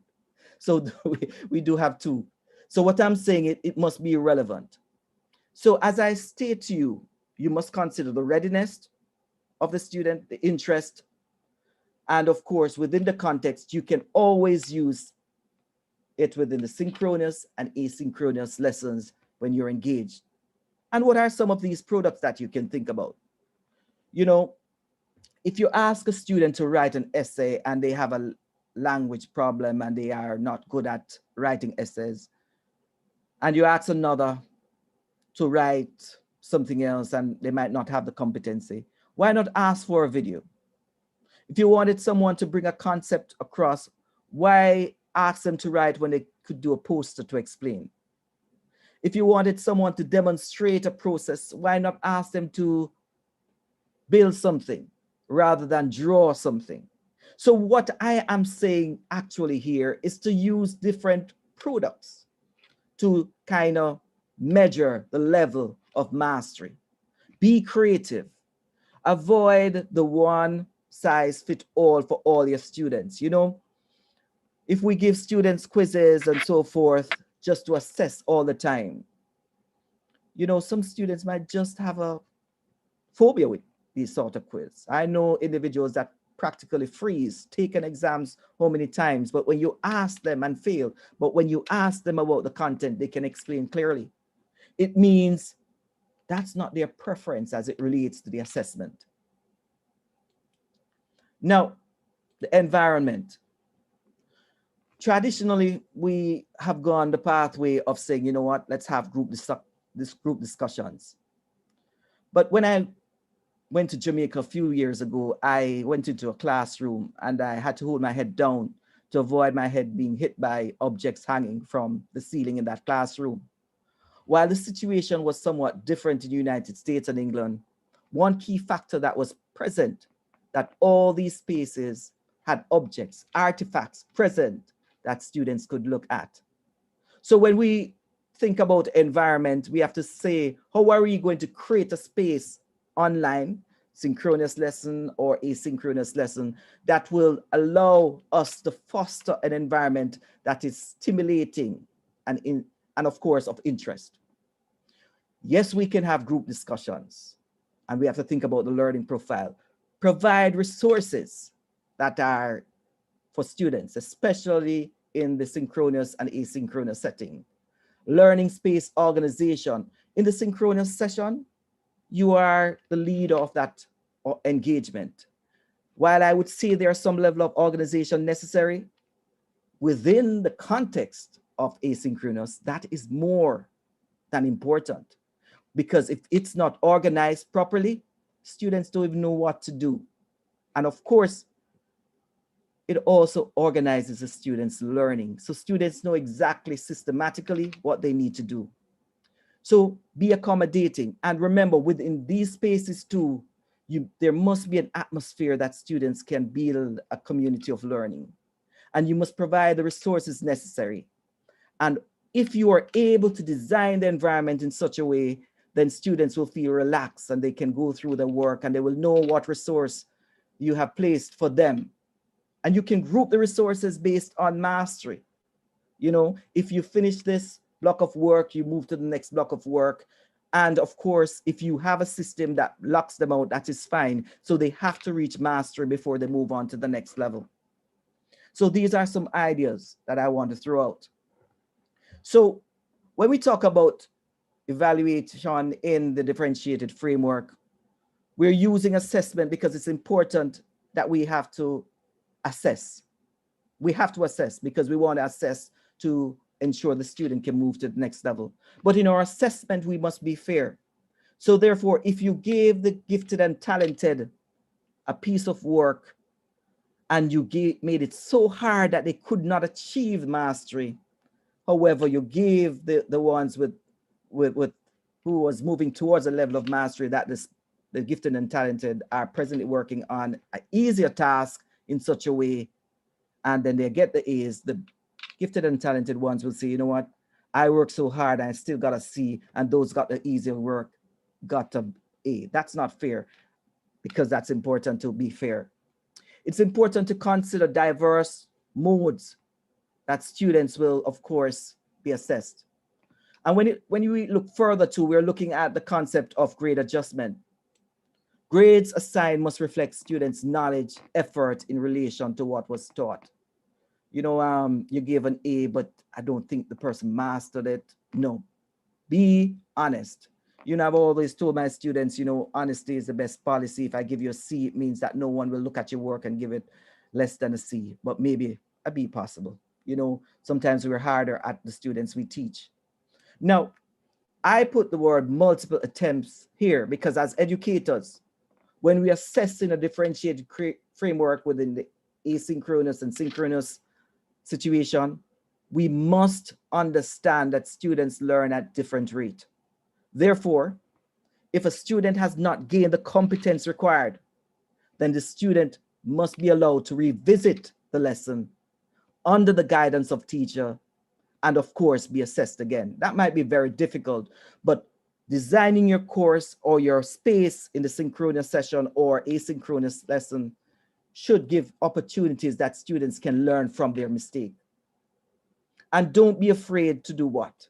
Support your students.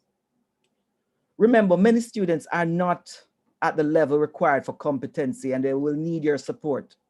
Therefore, offer additional support to assist students. This could simply mean just giving some resources that will assist them.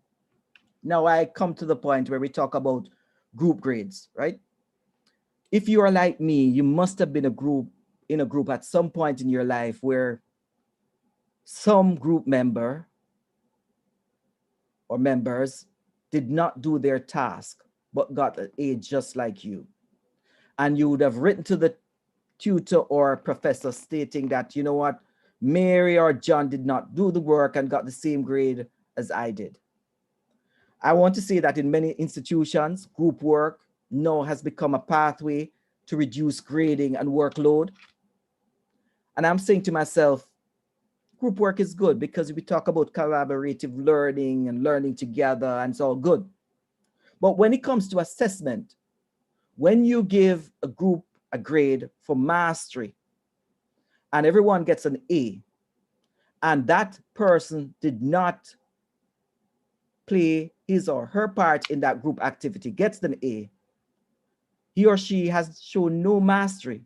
So therefore, we have to be very careful when we sign up to do these sort of activities with our students, because we want to ensure that we are fair, honest, and true to everyone. And if a student has not gained mastery in that area, then the grade should be reflecting that level. So some educators have thought that group work in this context should be avoided. And of course, if you are in the United States or anywhere else, UK, there's a concept of extra credit. If you're going to give extra mark for a task or anything, it must be connected to what the student need to have mastered. So these are some components that I want you to consider in differentiating your activities in a synchronous lesson or asynchronous lesson. Now, we talk about differentiation, and one of the things that I've always said in the past is that we must be able to communicate with parents. Communication to parents will be important. They must understand what you're doing. You must tell them that you are tailoring your instructions to ensure that their child is included. And this will require for you to explain the strategies. And I think children and the students that we teach should also know. Be open to questions, because sometimes parents do not even understand. Avoid those big words, right? That they won't. Differentiation. If you said to a parent, I'm going to differentiate my lesson to accommodate your child, they might not understand. But you can say, I'm going to plan my activities so your child can understand what I'm doing. That's different. Now, as I said before, when it comes on to this, we have to be ready. Our students have to be ready. We have to understand their interest, know their learning profile. And once we can do this, we can move to the model of differentiation by content, process, product, and learning environment. And of course, I want to bring my final thoughts as I see time is running at this point in time. Be explicit about your instructions. Critically evaluate your resources that you're selecting when you are differentiating. And I have here, don't talk too much. Be aware that complex language can create comprehension issues. And I bring this into context to once I was teaching at a school and I had this young man, he had a special need, and the teacher said to him, I want you to go down to Miss Karen and tell her that here's the money for the ice cream I took last week. And when she's finished, tell her that I want to see her after she's finished working in the canteen. The young man went down there and told Miss Karen that the teacher had given him money to buy ice cream. Weeks after, the teacher questioned Miss Karen about not getting a confirmation, and she was told that the young man had used the money to purchase ice cream. So we have to be very careful. I did not say the guy did anything wrong because he was given an instruction and he understood the first part. Take the money down to Miss Karen, and in his mind he was saying, I'm going to buy ice cream. So just be mindful of that. Connect prior knowledge. That's important to ensuring that you're setting that foundation. Be ready to repeat and revise. Sometimes differentiation will require you to make changes on the spot. You know, the best way to find where students are is to post questions, whether in a discussion forum, online, or in your live session. Ask questions to ensure that they are following and they are moving forward. It doesn't make sense moving to step 3 when they have not understood step 1. Be predictable.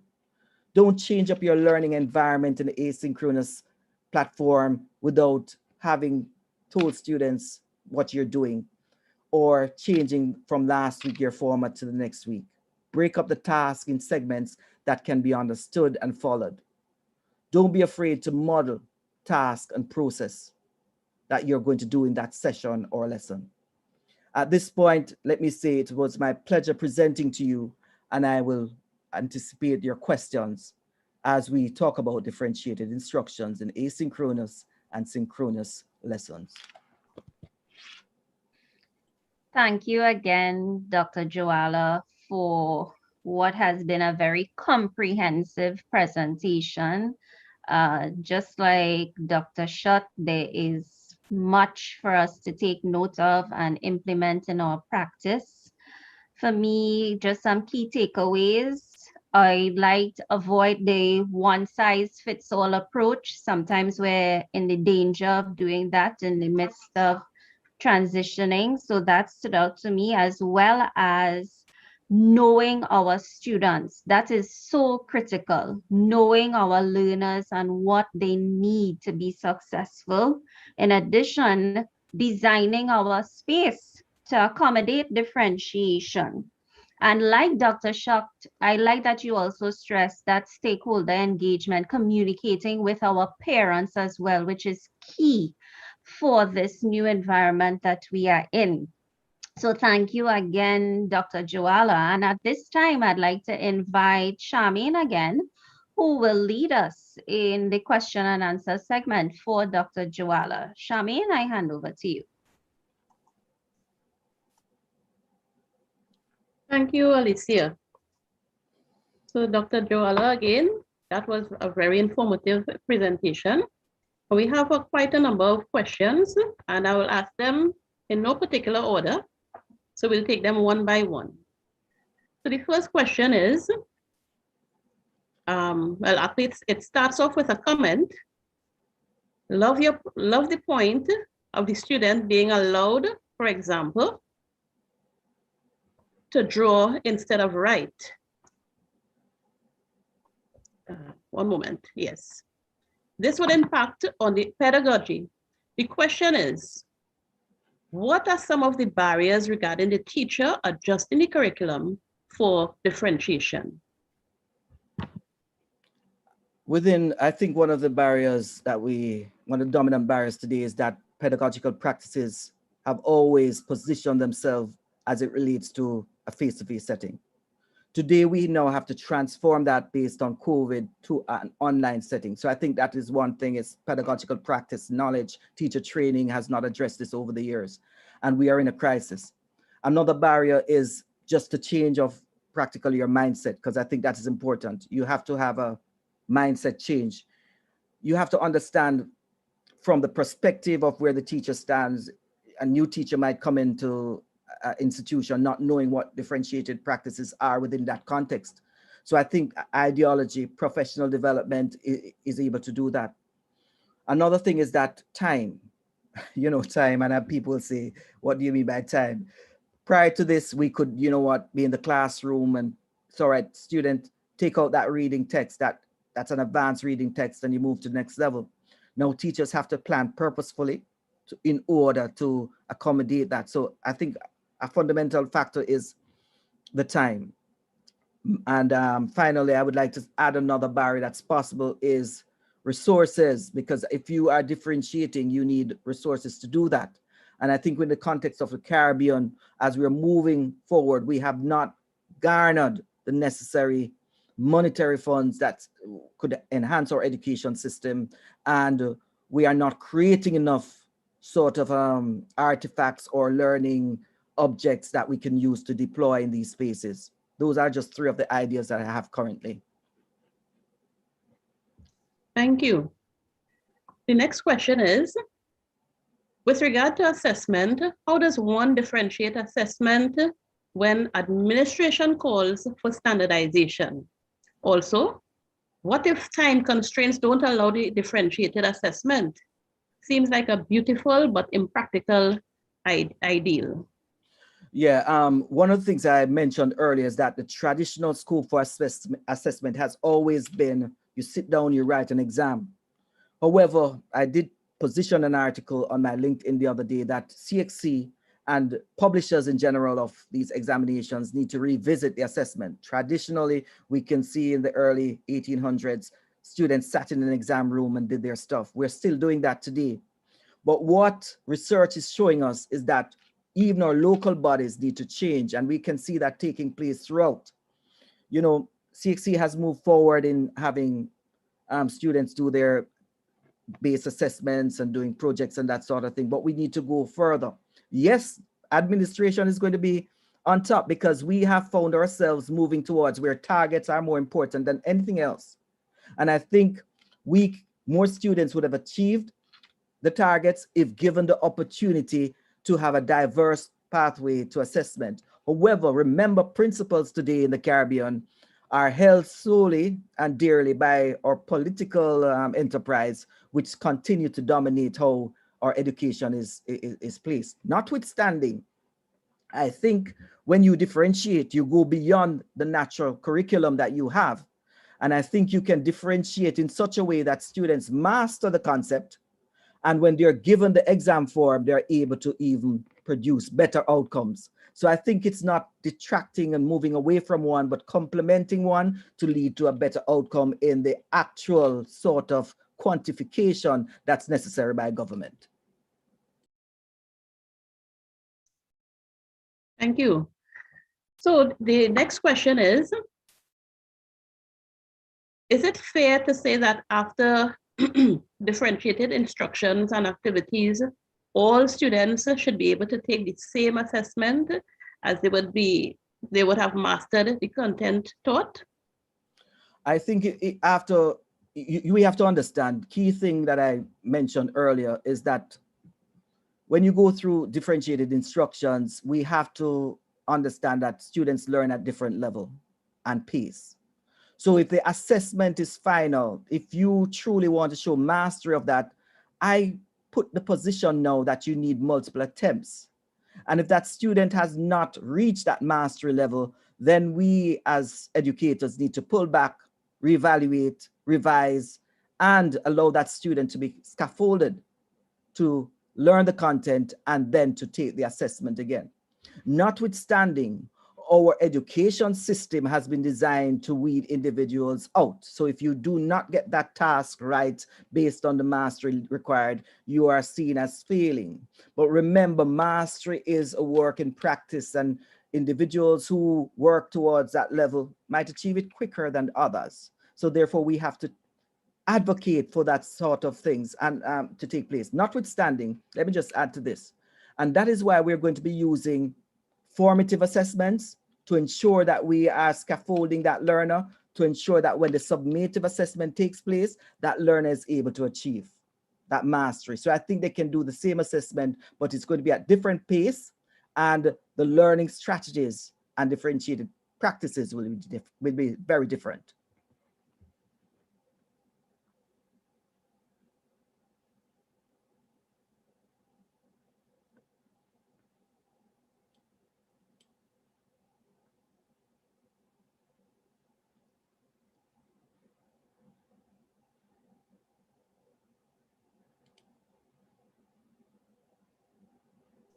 Sorry about that. I just had a little technical difficulty there. No worries. Yes. So the next question is, what is your advice for assigning and assessing group work? I think when we think about group work, and I must say, I must confess, I found myself in a situation where I have just, if I'm teaching a class, just randomize the group, and that is especially at the higher level, university level. But I think when you're doing group work, you have to think about similar interest, similar abilities, and you're going to think about the product you want to have. Now, a few years ago, I did teach in UK, and what I found was to be very fascinating was a project that I allow students to explore language using a medium that they wanted to, and they could do, of course, a magazine, and the magazine had certain objectives. And what I realized that they all did, they did their interest. Boys focused on soccer, they created a magazine. Girls did something as it relates to cooking and anything of their interest. So we have to be very practical of what we ask students to do. I don't know if I've responded to that question, but those were my thoughts. I might have lost the train of the question. So could you repeat the end part of it for me again, please?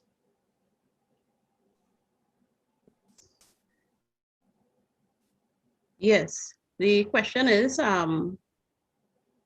what are some examples of resources? Sorry, is that? No, that was not it. No. All right, you could put that question and then we come back to that one. Yes, we'll come back there. All right. So what are some examples of resources for the asynchronous environment?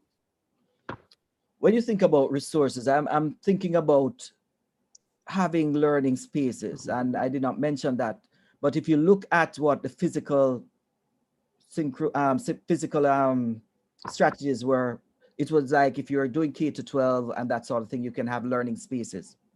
However, I think when you look at environment within the asynchronous session or space, you have to think, how are you going to create that same resource necessary? So I think you can have learning spaces. For example, you can have students to go through a set of activities, or maybe learning centers. They want to know more about pollution, they can do that. If they want to learn about environmental factors, they can do that. So you can have learning spaces or learning sections in the asynchronous section that allows them to kind of replicate the physical setting, but at the same time, they can interact with those spaces online. That could be a strategy that you can use to ensure that these spaces are created. So I think that's one strategy. Another strategy is that you can allow students to have that sort of communication that I spoke about earlier, and that those learning areas could be designed in such a way that you have interests that are connected to the topic that you're doing, but they are having that discussion. You can also have learning spaces designed that they can share information that they have done, and a simply sort of design where you ask students to complete an online wiki could be an example where that sort of assessment of learning, that contribution to learning can take place. And finally, as you incorporate these three strategies that I've mentioned, you of course will be building a learning community. That's true.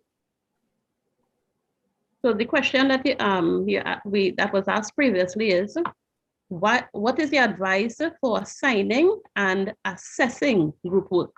Okay, so as I pointed out, thanks for that. As I pointed out earlier, group work is, some people think that you should not assign a grade to group work based on what I pointed out earlier, when you have 3 people not doing the work and 2 turning up.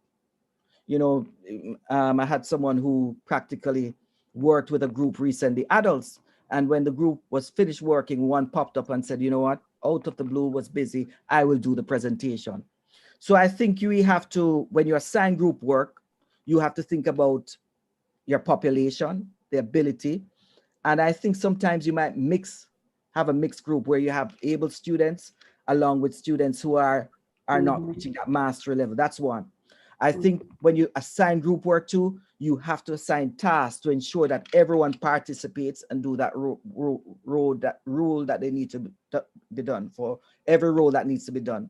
Another thing that you want to do too is, I think you can apply a peer review process. For example, you can have the peers review themselves and then give back a feedback.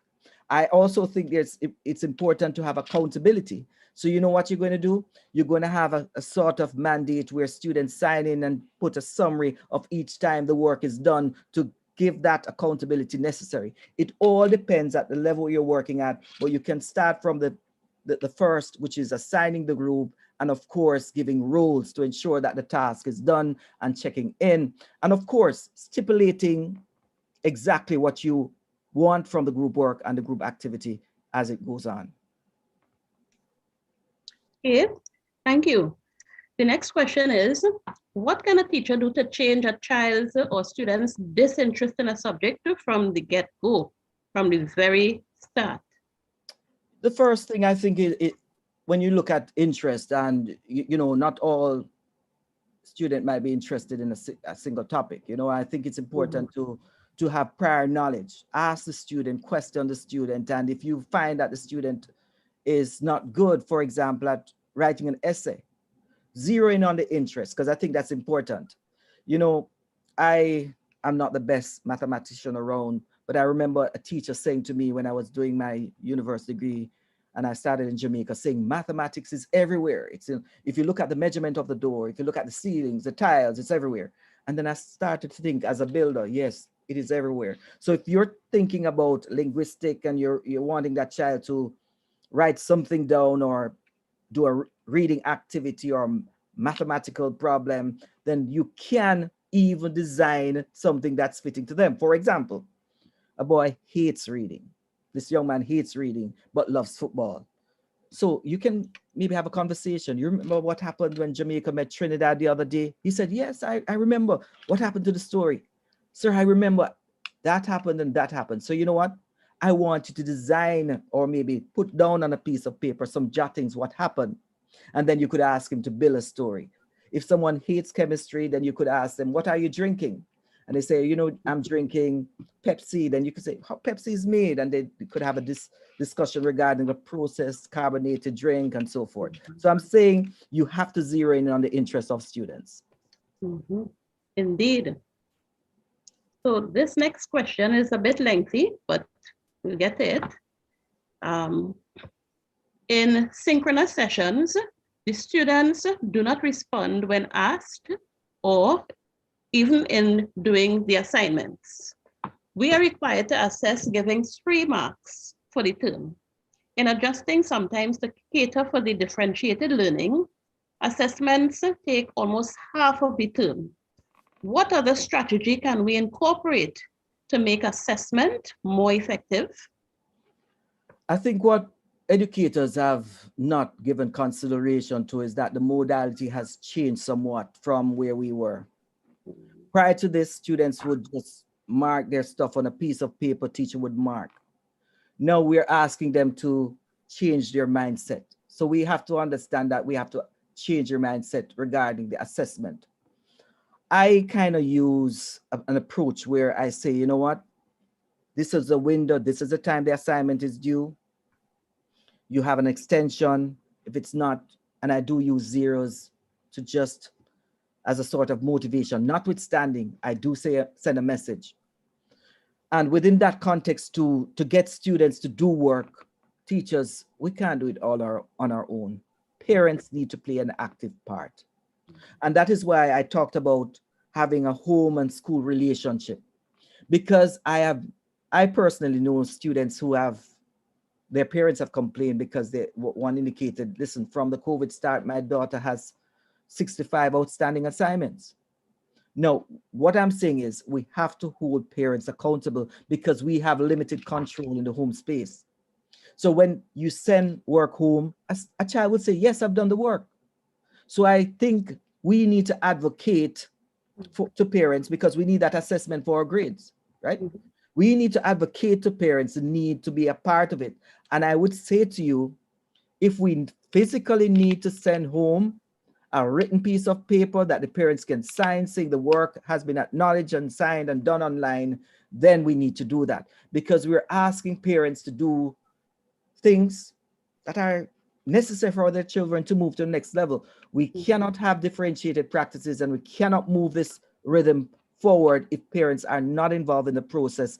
And personally, I have found myself to be more actively engaged in my child's life since COVID, because I realize I have to be checking this online work, because I don't want at the end of the term, I'm looking at 12 grades outstanding.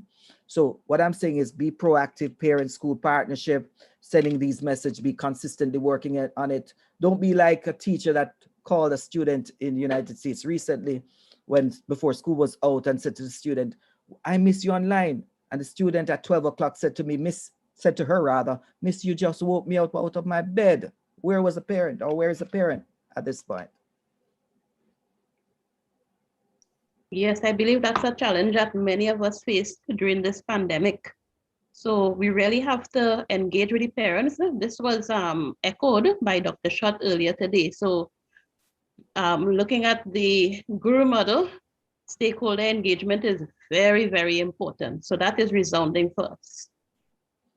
So that ends the line of questions that came forward. We want to thank you very much, Dr. Joala, for your presentation and the responses that you gave to our questions. Thanks for having me. Thanks for having me. Thank you very much, Charmaine, as well as Dr. Joala. And participants, we really have had a thought-provoking morning thus far. A lot of takeaways for us to implement in our classrooms. And at this point, I just want to take a short time to shout out our participants and those who are viewing us on YouTube. Again, we are not neglecting you. Thank you for joining us via YouTube. And we have individuals joining us from throughout the region, and well, we're global as well, because we have participants from Michigan, as well as New York in the United States of America. We have persons joining us from St. Martin, Barbados, Antigua and Barbuda, Belize, Jamaica, Guyana, St. Kitts and Nevis, and of course, Trinidad and Tobago. So thank you everyone for spending the time with us. We are indeed so thrilled that we have an audience from all over the world. And as we have been having such thought-provoking presentations, at this time, we're gonna have a little cultural item for you to sit back, relax, and enjoy. And our cultural item is a spoken word piece that was prepared by Miss Soleil Labari. Soleil is a current Form 4 student at St. Joseph Convent in San Fernando, and she has been passionate about performing since the age of 3. She's currently pursuing sciences at a school inclusive of theater arts and continues to shine academically and as a performer.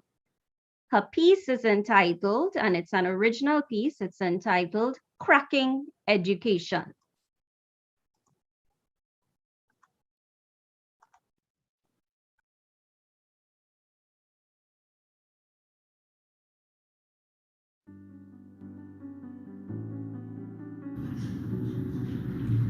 Crick, crack, monkey, break it back. Imagine monkey's school friends didn't know it was for a piece of tamarack. Because apparently it's not necessary to teach monkey friends that. Well, at least in primary school days, monkey learn about president, prime minister, and budget day. Monkey friends know about carnival, but only he ever went cambole. On an average school day, 75% of class time is spent sitting, writing down composites, factors, and primes. Crick, crack.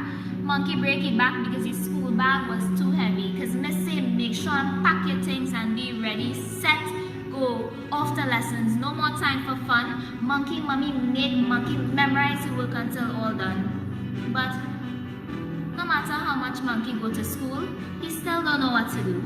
Monkey say he seeing Miss Mouth moving, but he not improving. Monkey say he seeing Miss writing, but the words not exciting. Crick crack.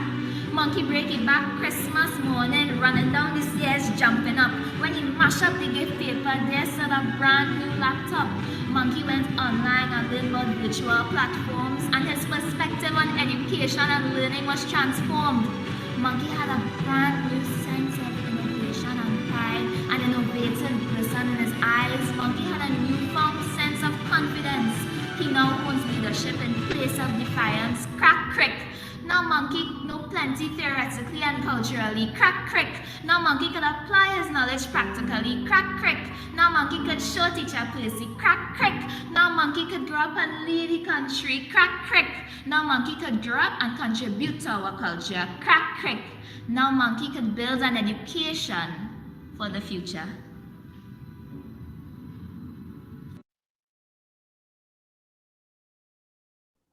Thank you, Salil. And that was a wonderful piece. And how relevant was that piece as we just came out of Dr. Joala's presentation on differentiating learning. And I like what Salil ended with. Now we can build education for the future, which is what our 2 days have been about so far. So thank you again, Salil. Yes, and I'm looking at the comments. I see that you all also love the presentation. Thank you very much. And indeed, we will, if you missed part of the presentation today, you can tune into our YouTube channel, Caribbean Visionary Educators, and of course, subscribe so that you can see presentations that we will make available there. And at this time, we are going into our third presenter for the day. And our third presenter is Mrs. Sandra Figaro Henry. Mrs. Sandra Figaro Henry is an educational technologist at the School of Education at the University of the West Indies, St. Augustine, Trinidad and Tobago. Her responsibilities include developing and conducting professional development workshops for staff at the School of Education and teaching educational technology courses. She explores and publishes on technology integration issues in higher education and is presently in her final year of doctoral studies in educational technology at Texas Technology University. She holds a Master's of Science degree in Educational Technology from New York Institute of Technology and has over 35 years experience in education and teacher education.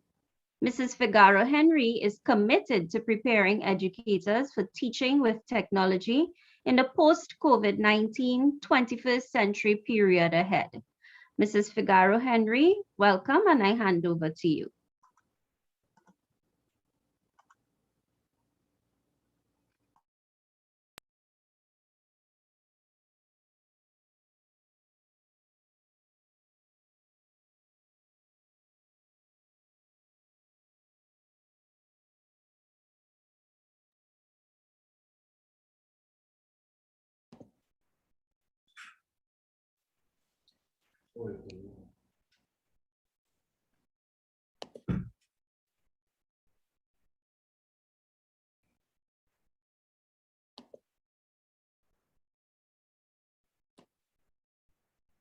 Hi, everyone.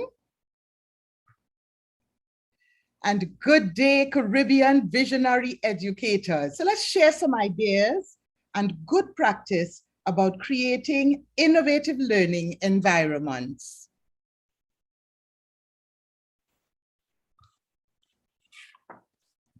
Now, don't get hypnotized watching the water. Let it soothe you, let it relax you. Just kidding. This is no time to be complacent. It's time to innovate in our new digital environment. Yes? So I'm asking you to innovate, but what is being innovative and what is an innovation? Yeah? There's a vast sea, as we saw, of definitions for innovation and engagement, but we want to innovate to affect cognitive engagement. Yeah, this innovation or any innovation is an idea, practice, or object that is perceived as new by an individual. Innovations are viewed as having greater, or all innovations that are perceived as having by individuals as having greater relative advantage, compatibility, trialability, you want to try it out, and observability and less complexity will be adopted more rapidly. So says Rogers. By the end of our session today, I believe that we will be better able to discern, justify, choose, and innovate, encouraging resources. So, a very wise man in one religious book proclaimed, "There is nothing new under the sun." Yes, that I subscribe to, but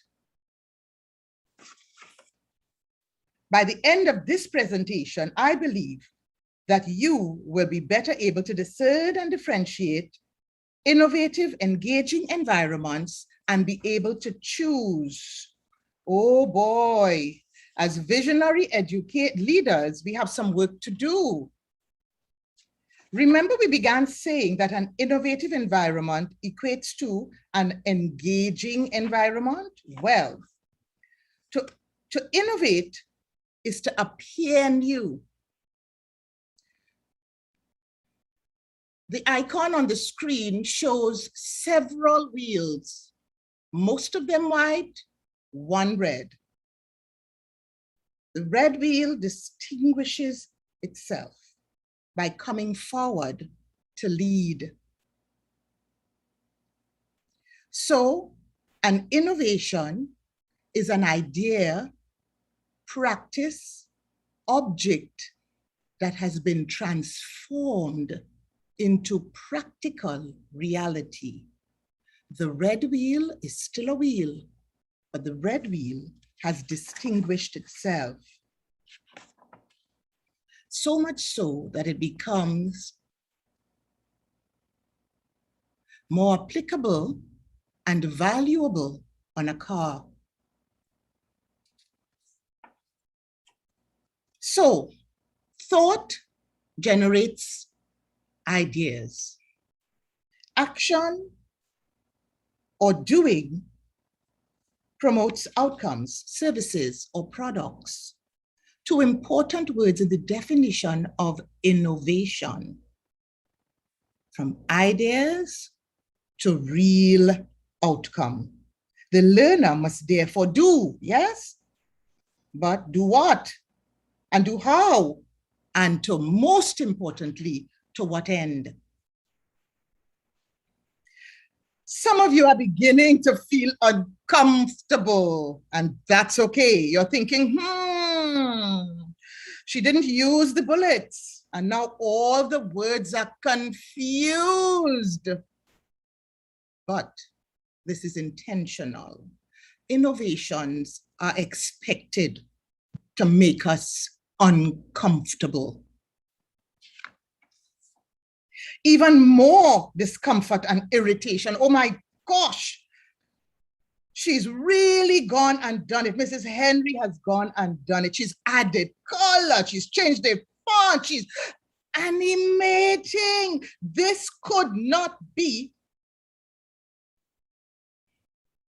state of the art, or could it? So, we may need our brains and the rest of our bodies to jump out of the box, re-examine our roles and the box's role, and at times even recycle the box. But we must acknowledge that the box has and had a purpose after we change positions and situations to come to a new. Familiar things may seem new as we continue to think and grow, to innovate, and to engage. The box, the innovation, may even have no corners. Look at this, visionary leaders. The box, the metaphor, is constantly changing as you look from different angles, and that's okay. Change is constant. This is the most important part of my presentation. And there's no picture, there's no moving screen. Engage with one new digital resource, just one. So this is our first step. The question was asked, how do we innovate? And how do we innovate to engage? The first step, we need to get over ourselves. Forget about all the other things that are clouding our judgment. Just try one new thing, one new technology. What if I told you I'm about to administer a rather complex test to see how you innovate? Expertly crafted hours went into creating this self-correcting test. Are you game? I think you are. You're visionary educators. So let's go. Keep your eyes on the screen.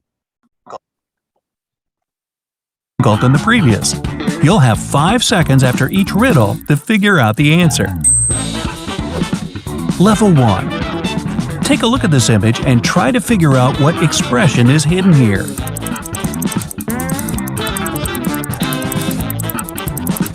Right you are. It's easy peasy, just like this level.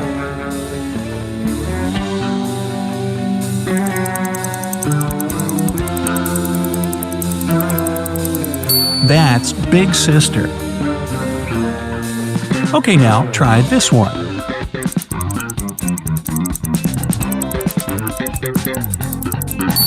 It's progress underway. I write I. What could it be? The correct answer is right between the eyes. So, people, we have to be brave. We have to be confident. We have to think about what we've just experienced. That little game did not measure your IQ, nor how well you can innovate. It was not even a high quality video, actually purposefully selected. It did, however, help me to help you to transition to a new section of the presentation. It affected your emotions, I hope positively, and it helped your brain to engage with the presentation.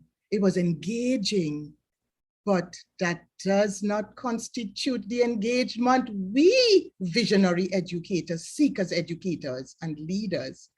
And it is not what we're aiming for. We want more.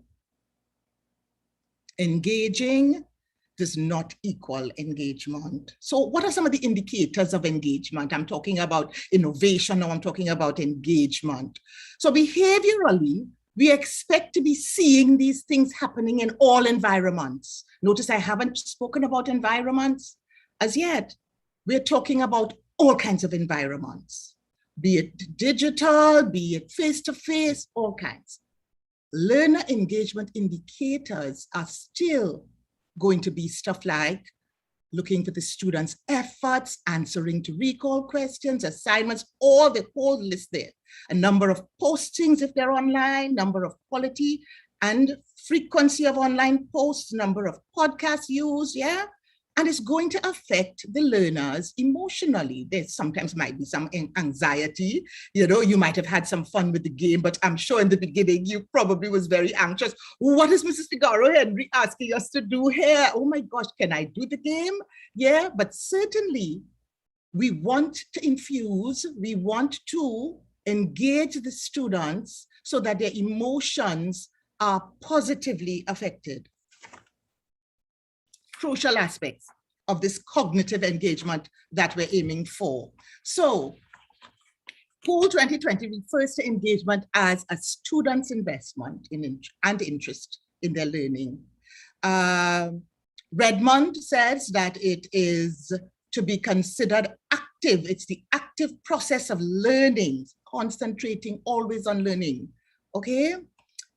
Green et al. Says, they categorize cognitive engagement into two different kinds of strategies, deep strategies and shallow strategies. These deep strategies help the students to gain knowledge from the materials, cognitive engagement. Shallow strategies, however, would only cause the students to be taking notes and are more mechanically processing. Yes, not deep processing. Cognitive engagement may be considered this active process of learning, including what students do and think. If we forget the entire presentation, just remember those two words, do and think. This student is actively engaged. He's thinking, he's doing, and therefore cognitive engagement is happening. Some cognitive engagement indicators now, we saw behavioral and we saw previously emotional indicators. Those are fine. But what we're aiming for is cognitive engagement indicators. So students must be involved in, no matter what tool we use, analysis, synthesis, challenges, critical engagement, elaboration, exploration, higher mental functions of Bloom's taxonomy. So we'll be using words like creation, evaluation, and those kinds of higher order words when we're planning lessons and looking to the indicators that we're going to be assessing for this environment. I have another short video for you. Don't get blind. It's time to wake up, people.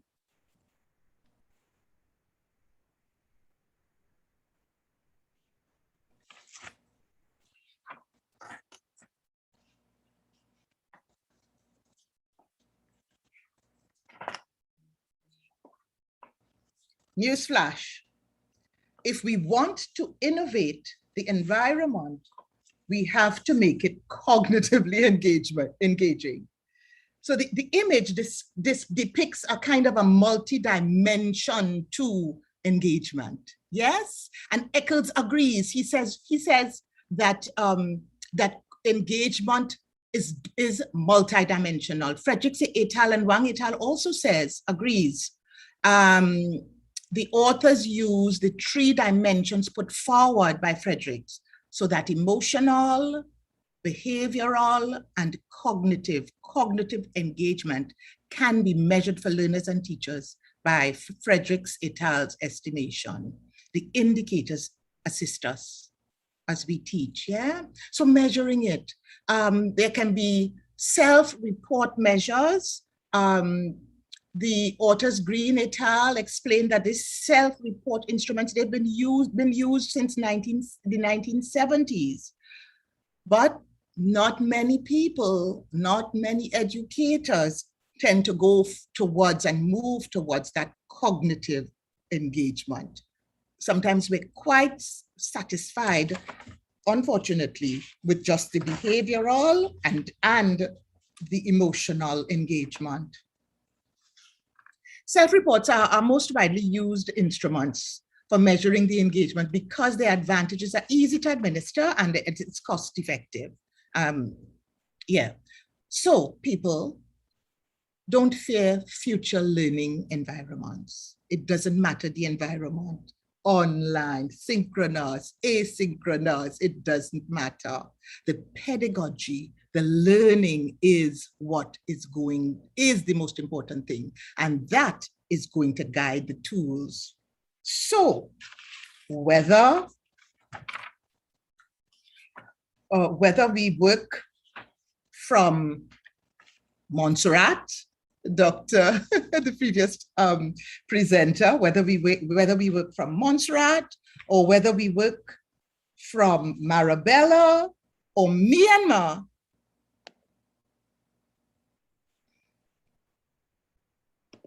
or the moon,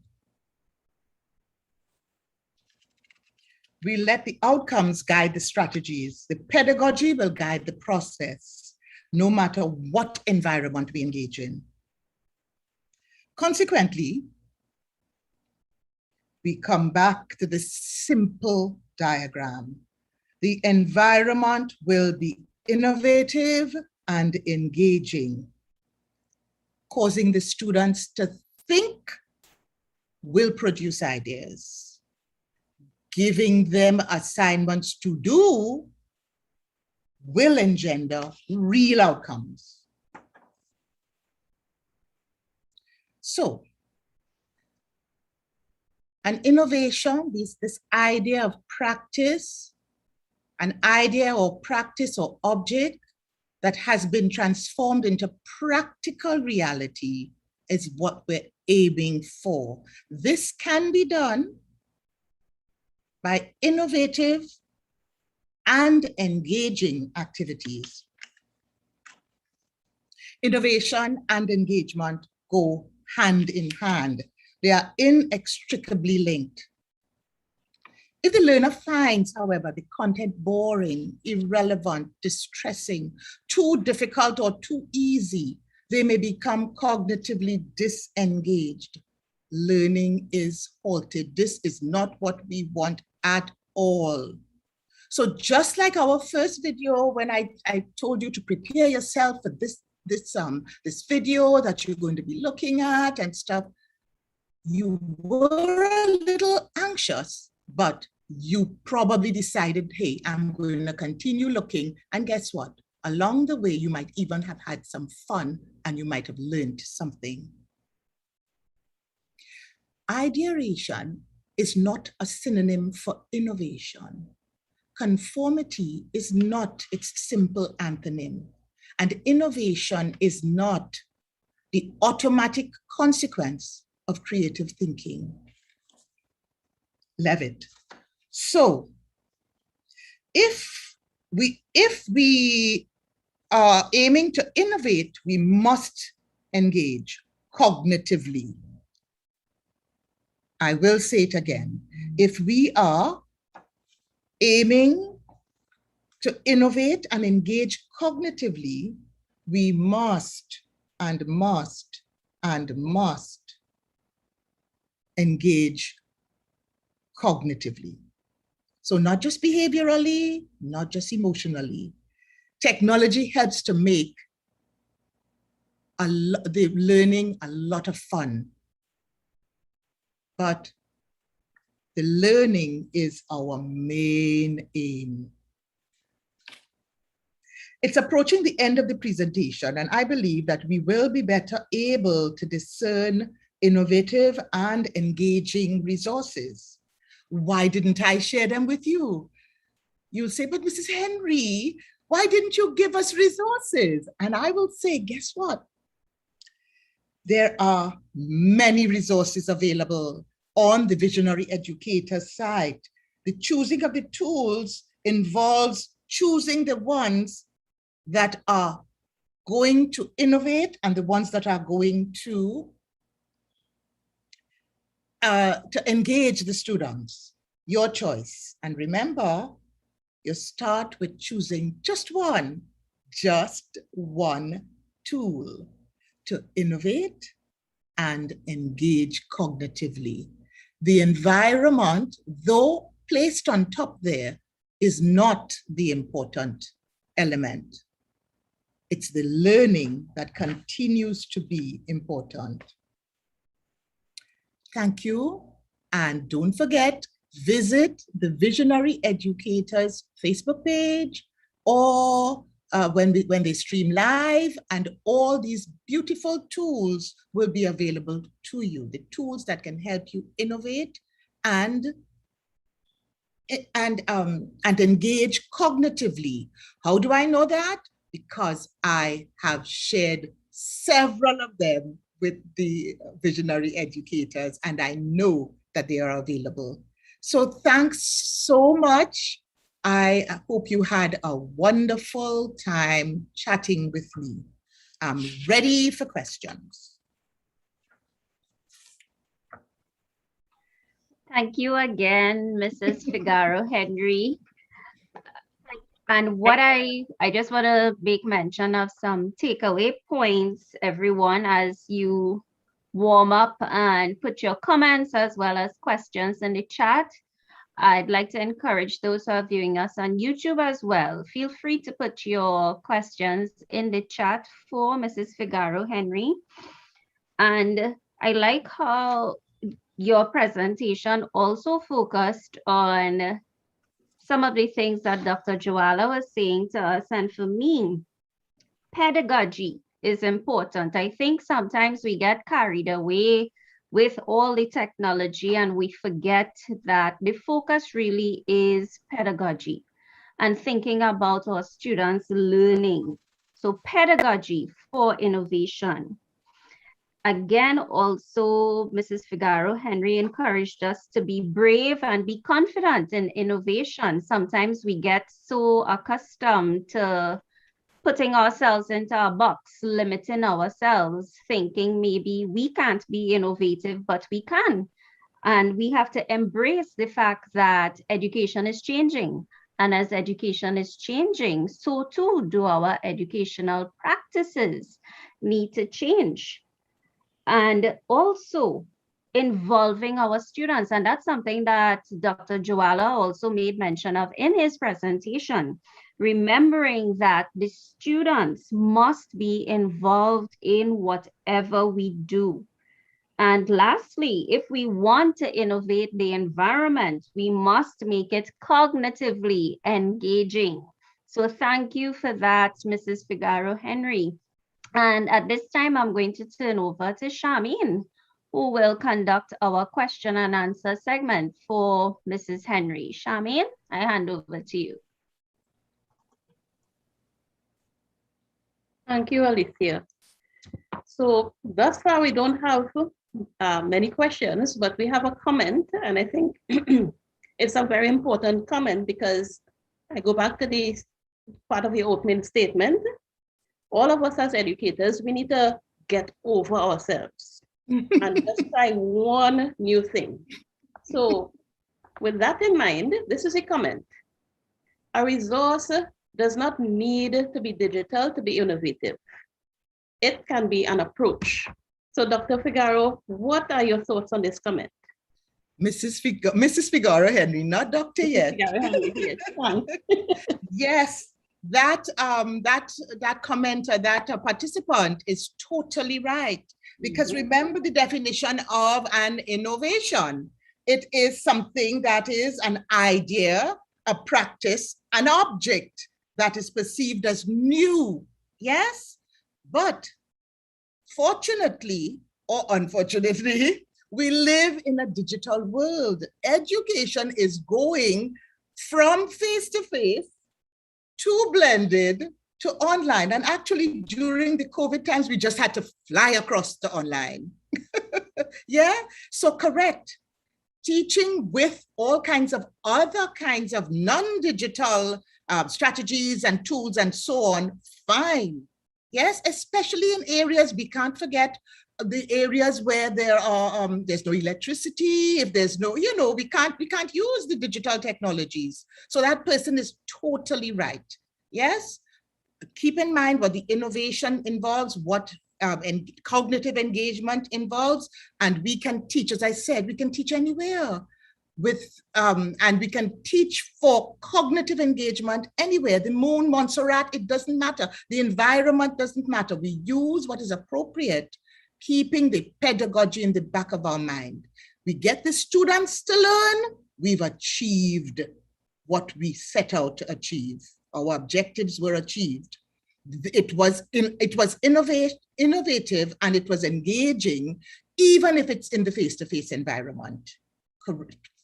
Actually, that's a wonderful comment. And we have to be so, what should I say, flexible, that suppose there's no electricity. I had to have a plan B, contingency planning. We have to go back to some of the indigenous technologies or the non-digital technologies. We as visionary educators have to be prepared for that.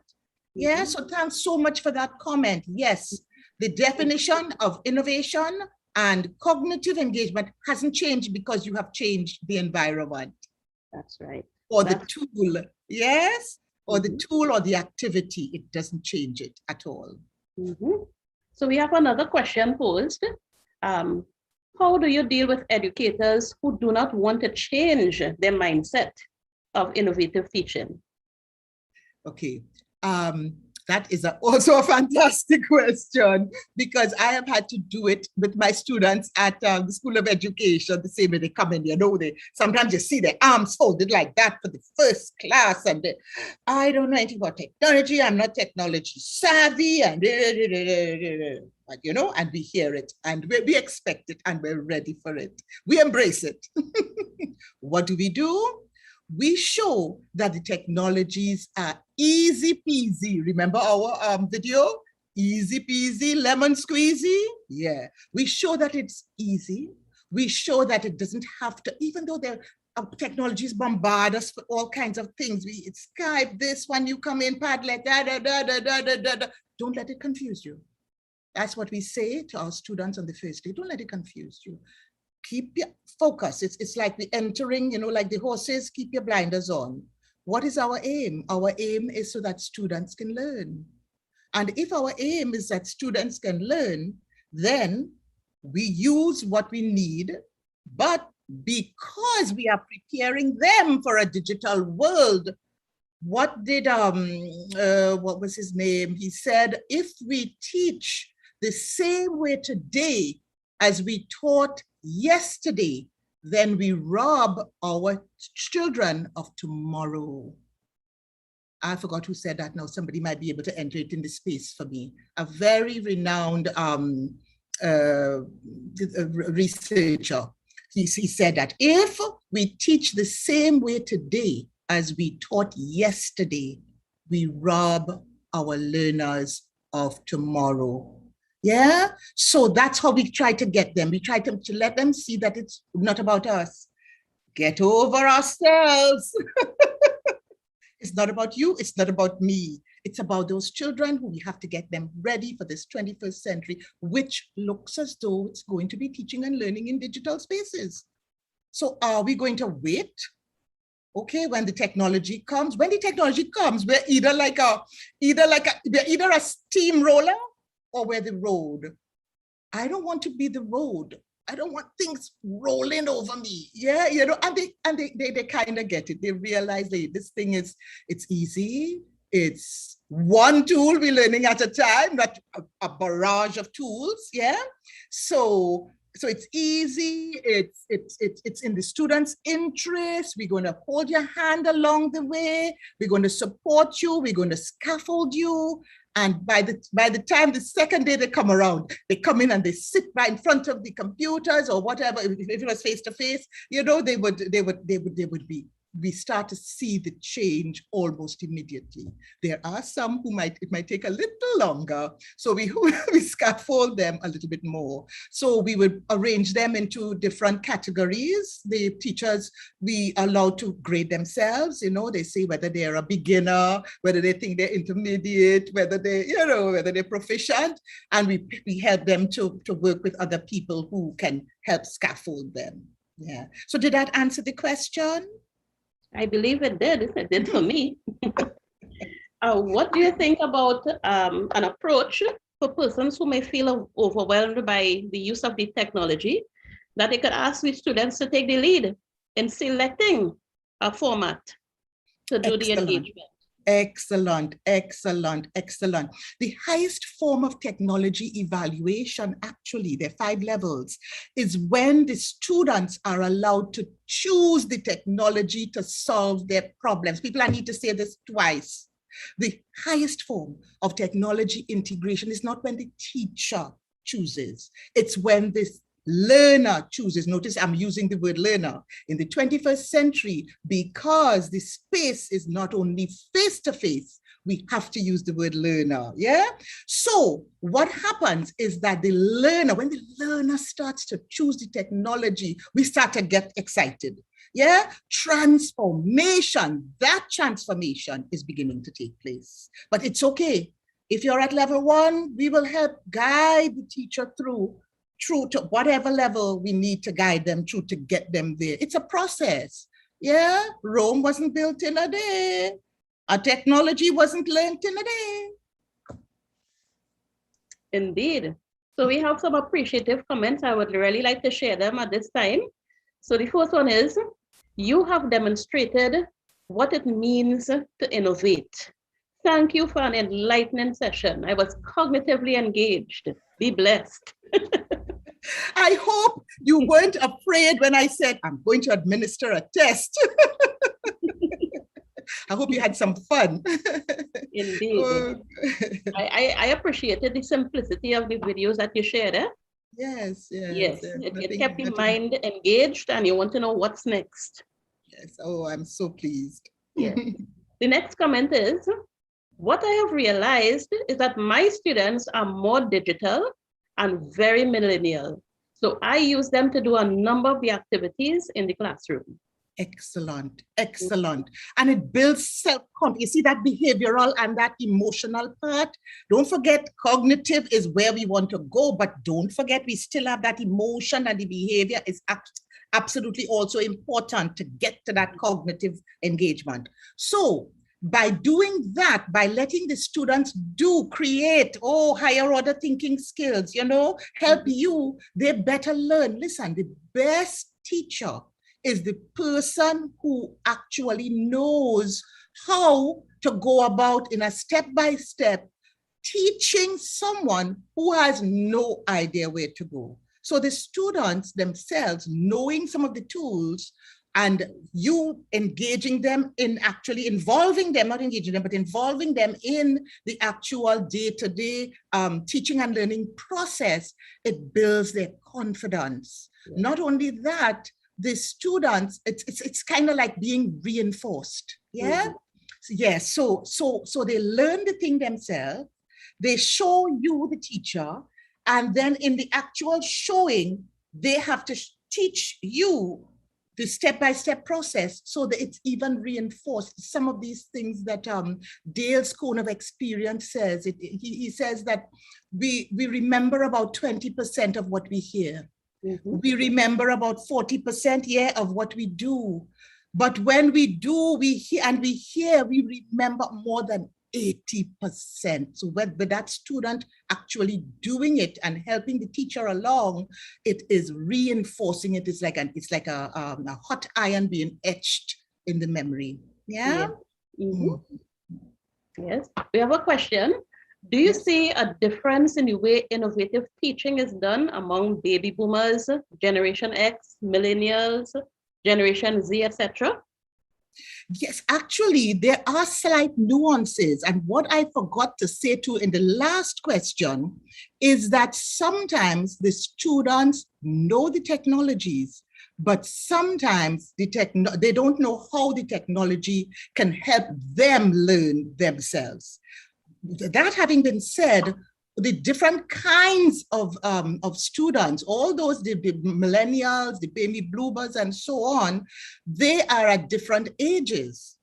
And there's a very important research study that has shown that each of those different groups of people, they gravitate more towards different aspects of technology. Yeah. So the baby boomers, like those who were born before the 1980s and so on, they like scrolling. So you give them a lot of scrolling to do, they're fine with that. The little children, they don't want that. They want to point, click, and drag. Yeah. They don't want too much scrolling at all. That's boring. Yeah. So that's an excellent question. So yes, so we have to know our audience. Just like the other two previous presenters said, we got to know our audience. We got to involve the parents, and we have to start sharing what we know about these different kinds of ways the different groups of learners are learning. Yeah. And this is what we do with our teachers. Yeah. So this is what we do at the School of Ed when the teachers come to us. We share with them that, hey, they may not be, so the little ones, they enjoy having, what's the researcher? His name will come to me just now. They enjoy hearing all the clanging, the bangs, the bombs going off. But hello, the older folks do not want to hear that at all. Yeah. Yeah. Indeed. Yeah. Stimulation is different. Yes. Know your audience. Know the persons. Know your learner. I thought that just came to my mind, what we could do about persons who are crippled with fear, that the young ones, the learners, will show us up show up our deficiencies. Because, we may have our tried and tested methods in the regular face-to-face classes. So even to come to receive the assistance, Yes. to be scaffolded to get onto the new technology, that is a big challenge that we may face. How do we help our educators to address these fears? Excellent question. Listen, not only, so the get over yourself may not work for everyone. We know that, yes? And therefore, just like we talked about the two important words, what were the two important words I reminded you not to forget, Charmaine? They were highlighted in yellow. Think, thank you, Ramona. Think and do, thank you. Think and do. So what we will be doing, we will be modeling the behavior. Yeah. So we will walk with our phone. We will walk with our laptops. We will, I see that happening. I saw that helping a school to be transformed actually when the leader of the school was bringing his computer, his laptop every time and showing the teachers, oh, listen, we can do this better and so on. So we're going to model that. We're going to show that this device is not scary. This device is helping me. The first thing for technology integration, there are 5 important elements in technology integration. There should be interaction in groups. It could be digital groups. It could be groups online. Yes. There should be another important element, experts. So you can use an expert video, an expert person. Yeah, you understand? Yes. So another important element is that we must be constantly, there's constant evaluation, and it doesn't have to be anything big. It could be just saying, hey, you're doing this well, hey, that was nice. Did you use your phone to do that?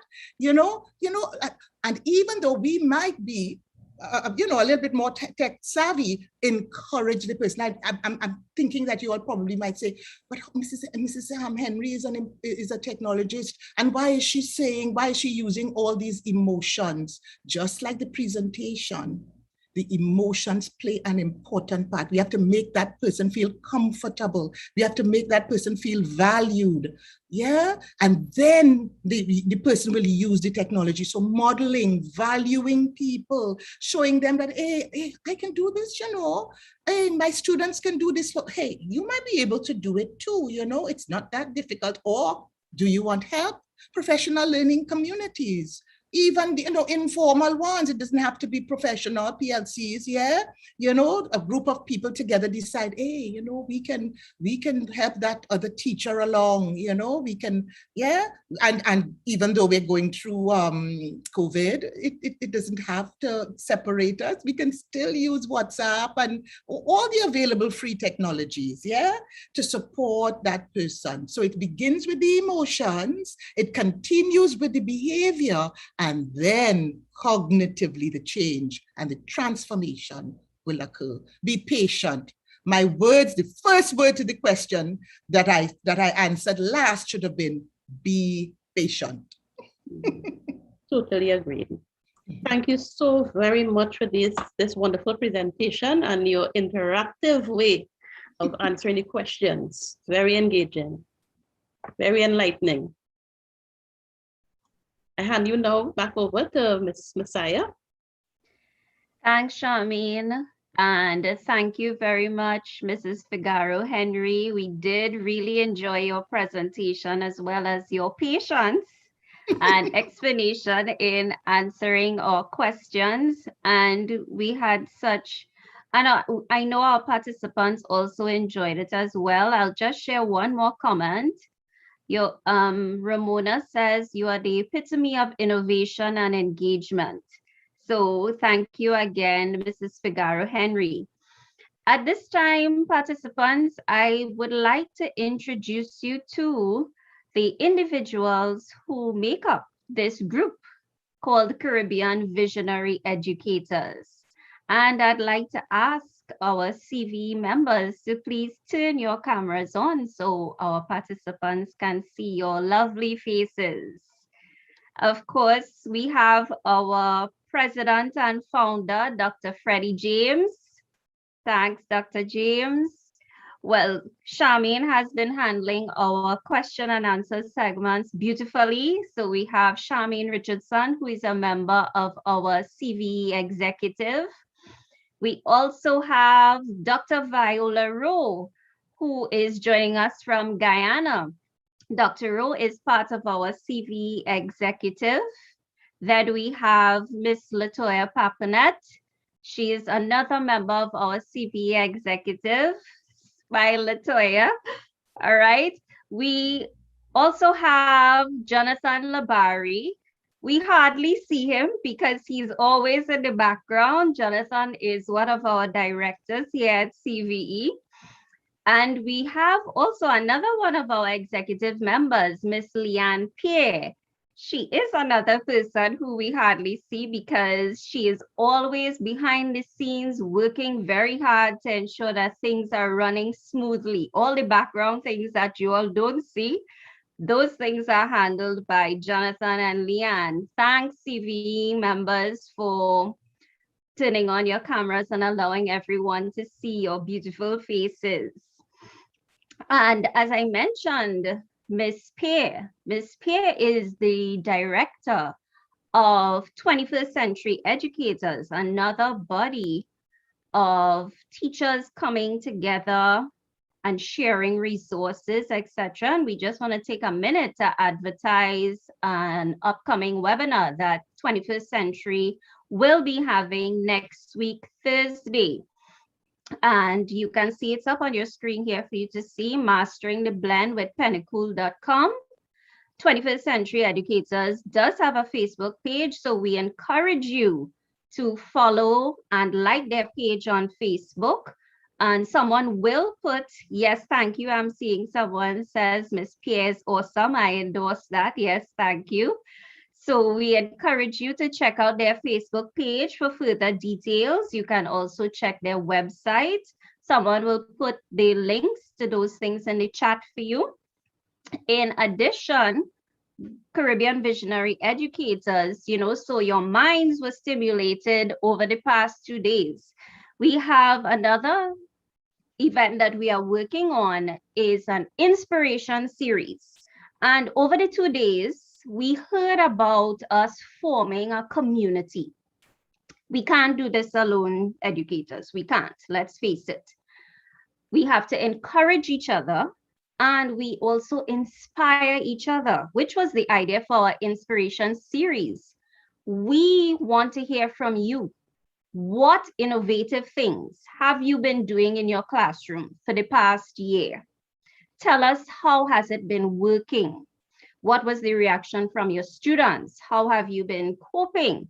And not just in your classroom. If you know of an educator who has been doing great work, who is worthy of being mentioned, who is inspiring, you can send us those details.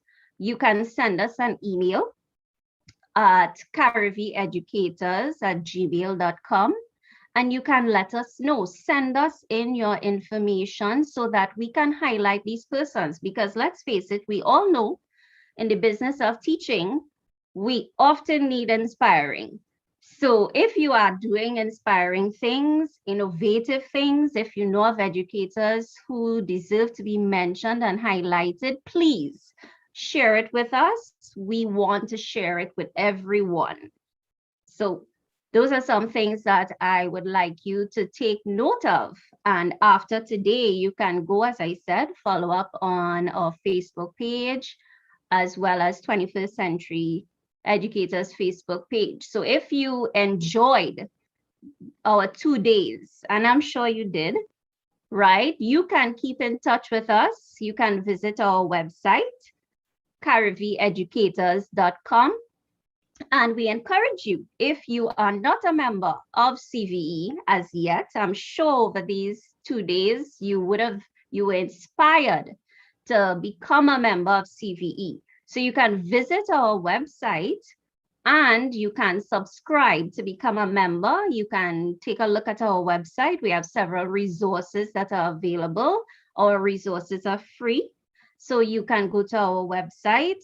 If you would like to contact us for further information on anything, You can send us an email at cariveeducators@gmail.com, and we are ready and willing to assist you in any way that we can. And then we also have a Facebook page, Caribbean Visionary Educators. So follow us on Facebook, like our page as well. And don't forget 21st Century Educators as well. Thank you. And what I want to draw your attention to, everyone, a while ago, we placed a link for a feedback form in the chat for you.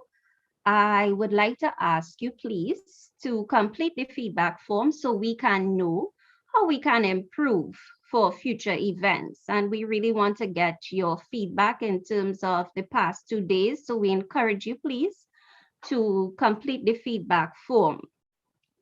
And at this time, we come to the penultimate item for today's session. And I'm going to invite one of our directors, Mr. Jonathan Labari, to bring closing remarks. Jonathan, I hand over to you. Thank you, Alicia. Good afternoon to all, or maybe I should say morning or evening, depending on where you are. Firstly, I must express my wholehearted appreciation to our speakers today.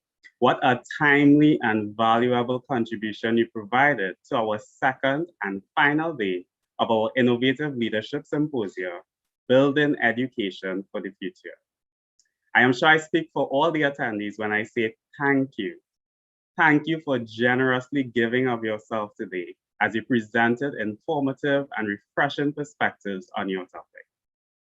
Firstly, we had Dr. Gertrude Schott, who presented on education for and in emergencies. A Chinese proverb she brought out, I liked.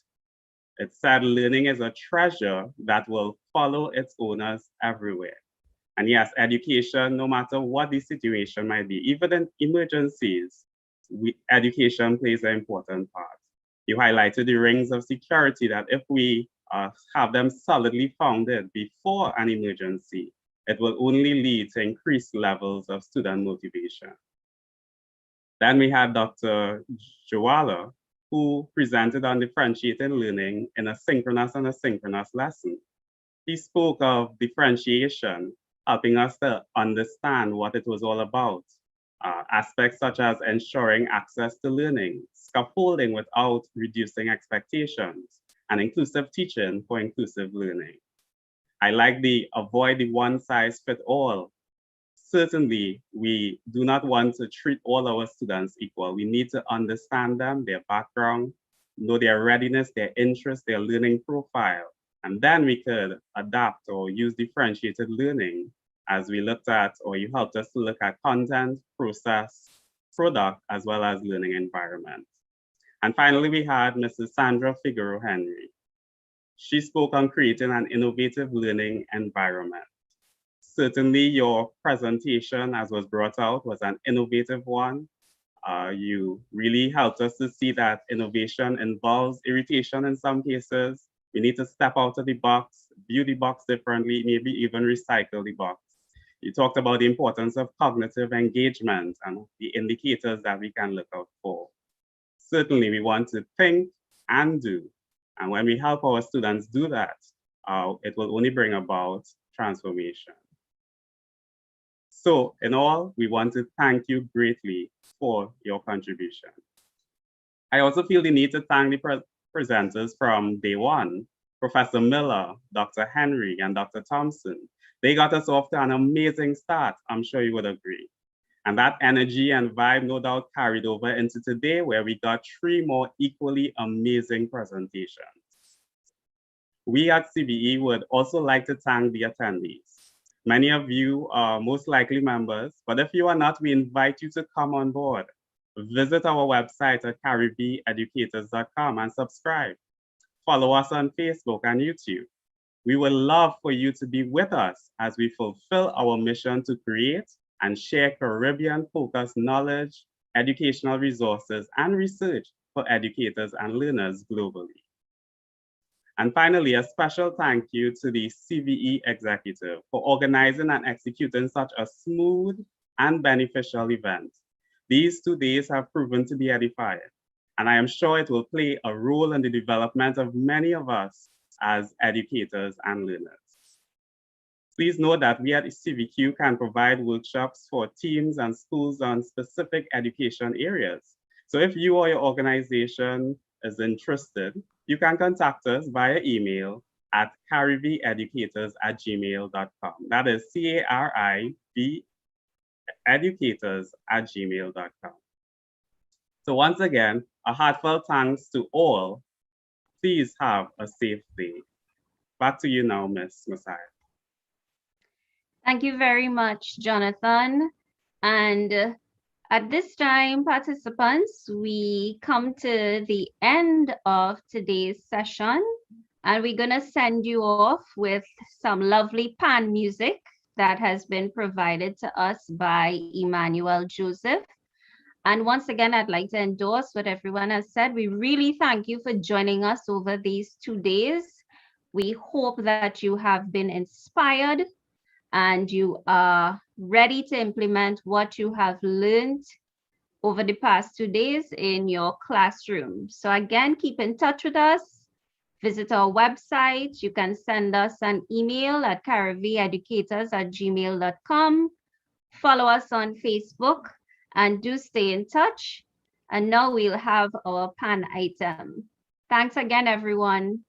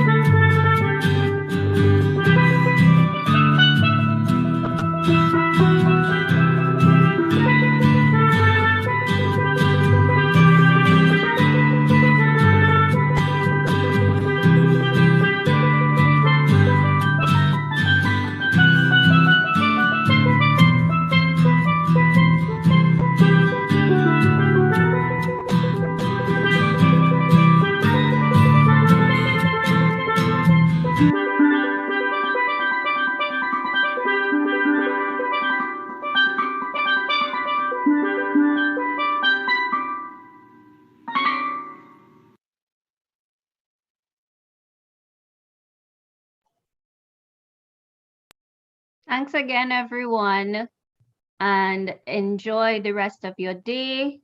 Thank you for joining us. Stay safe, and we will continue to stay in touch. Bye, everyone. Bye, Alicia. I had such fun.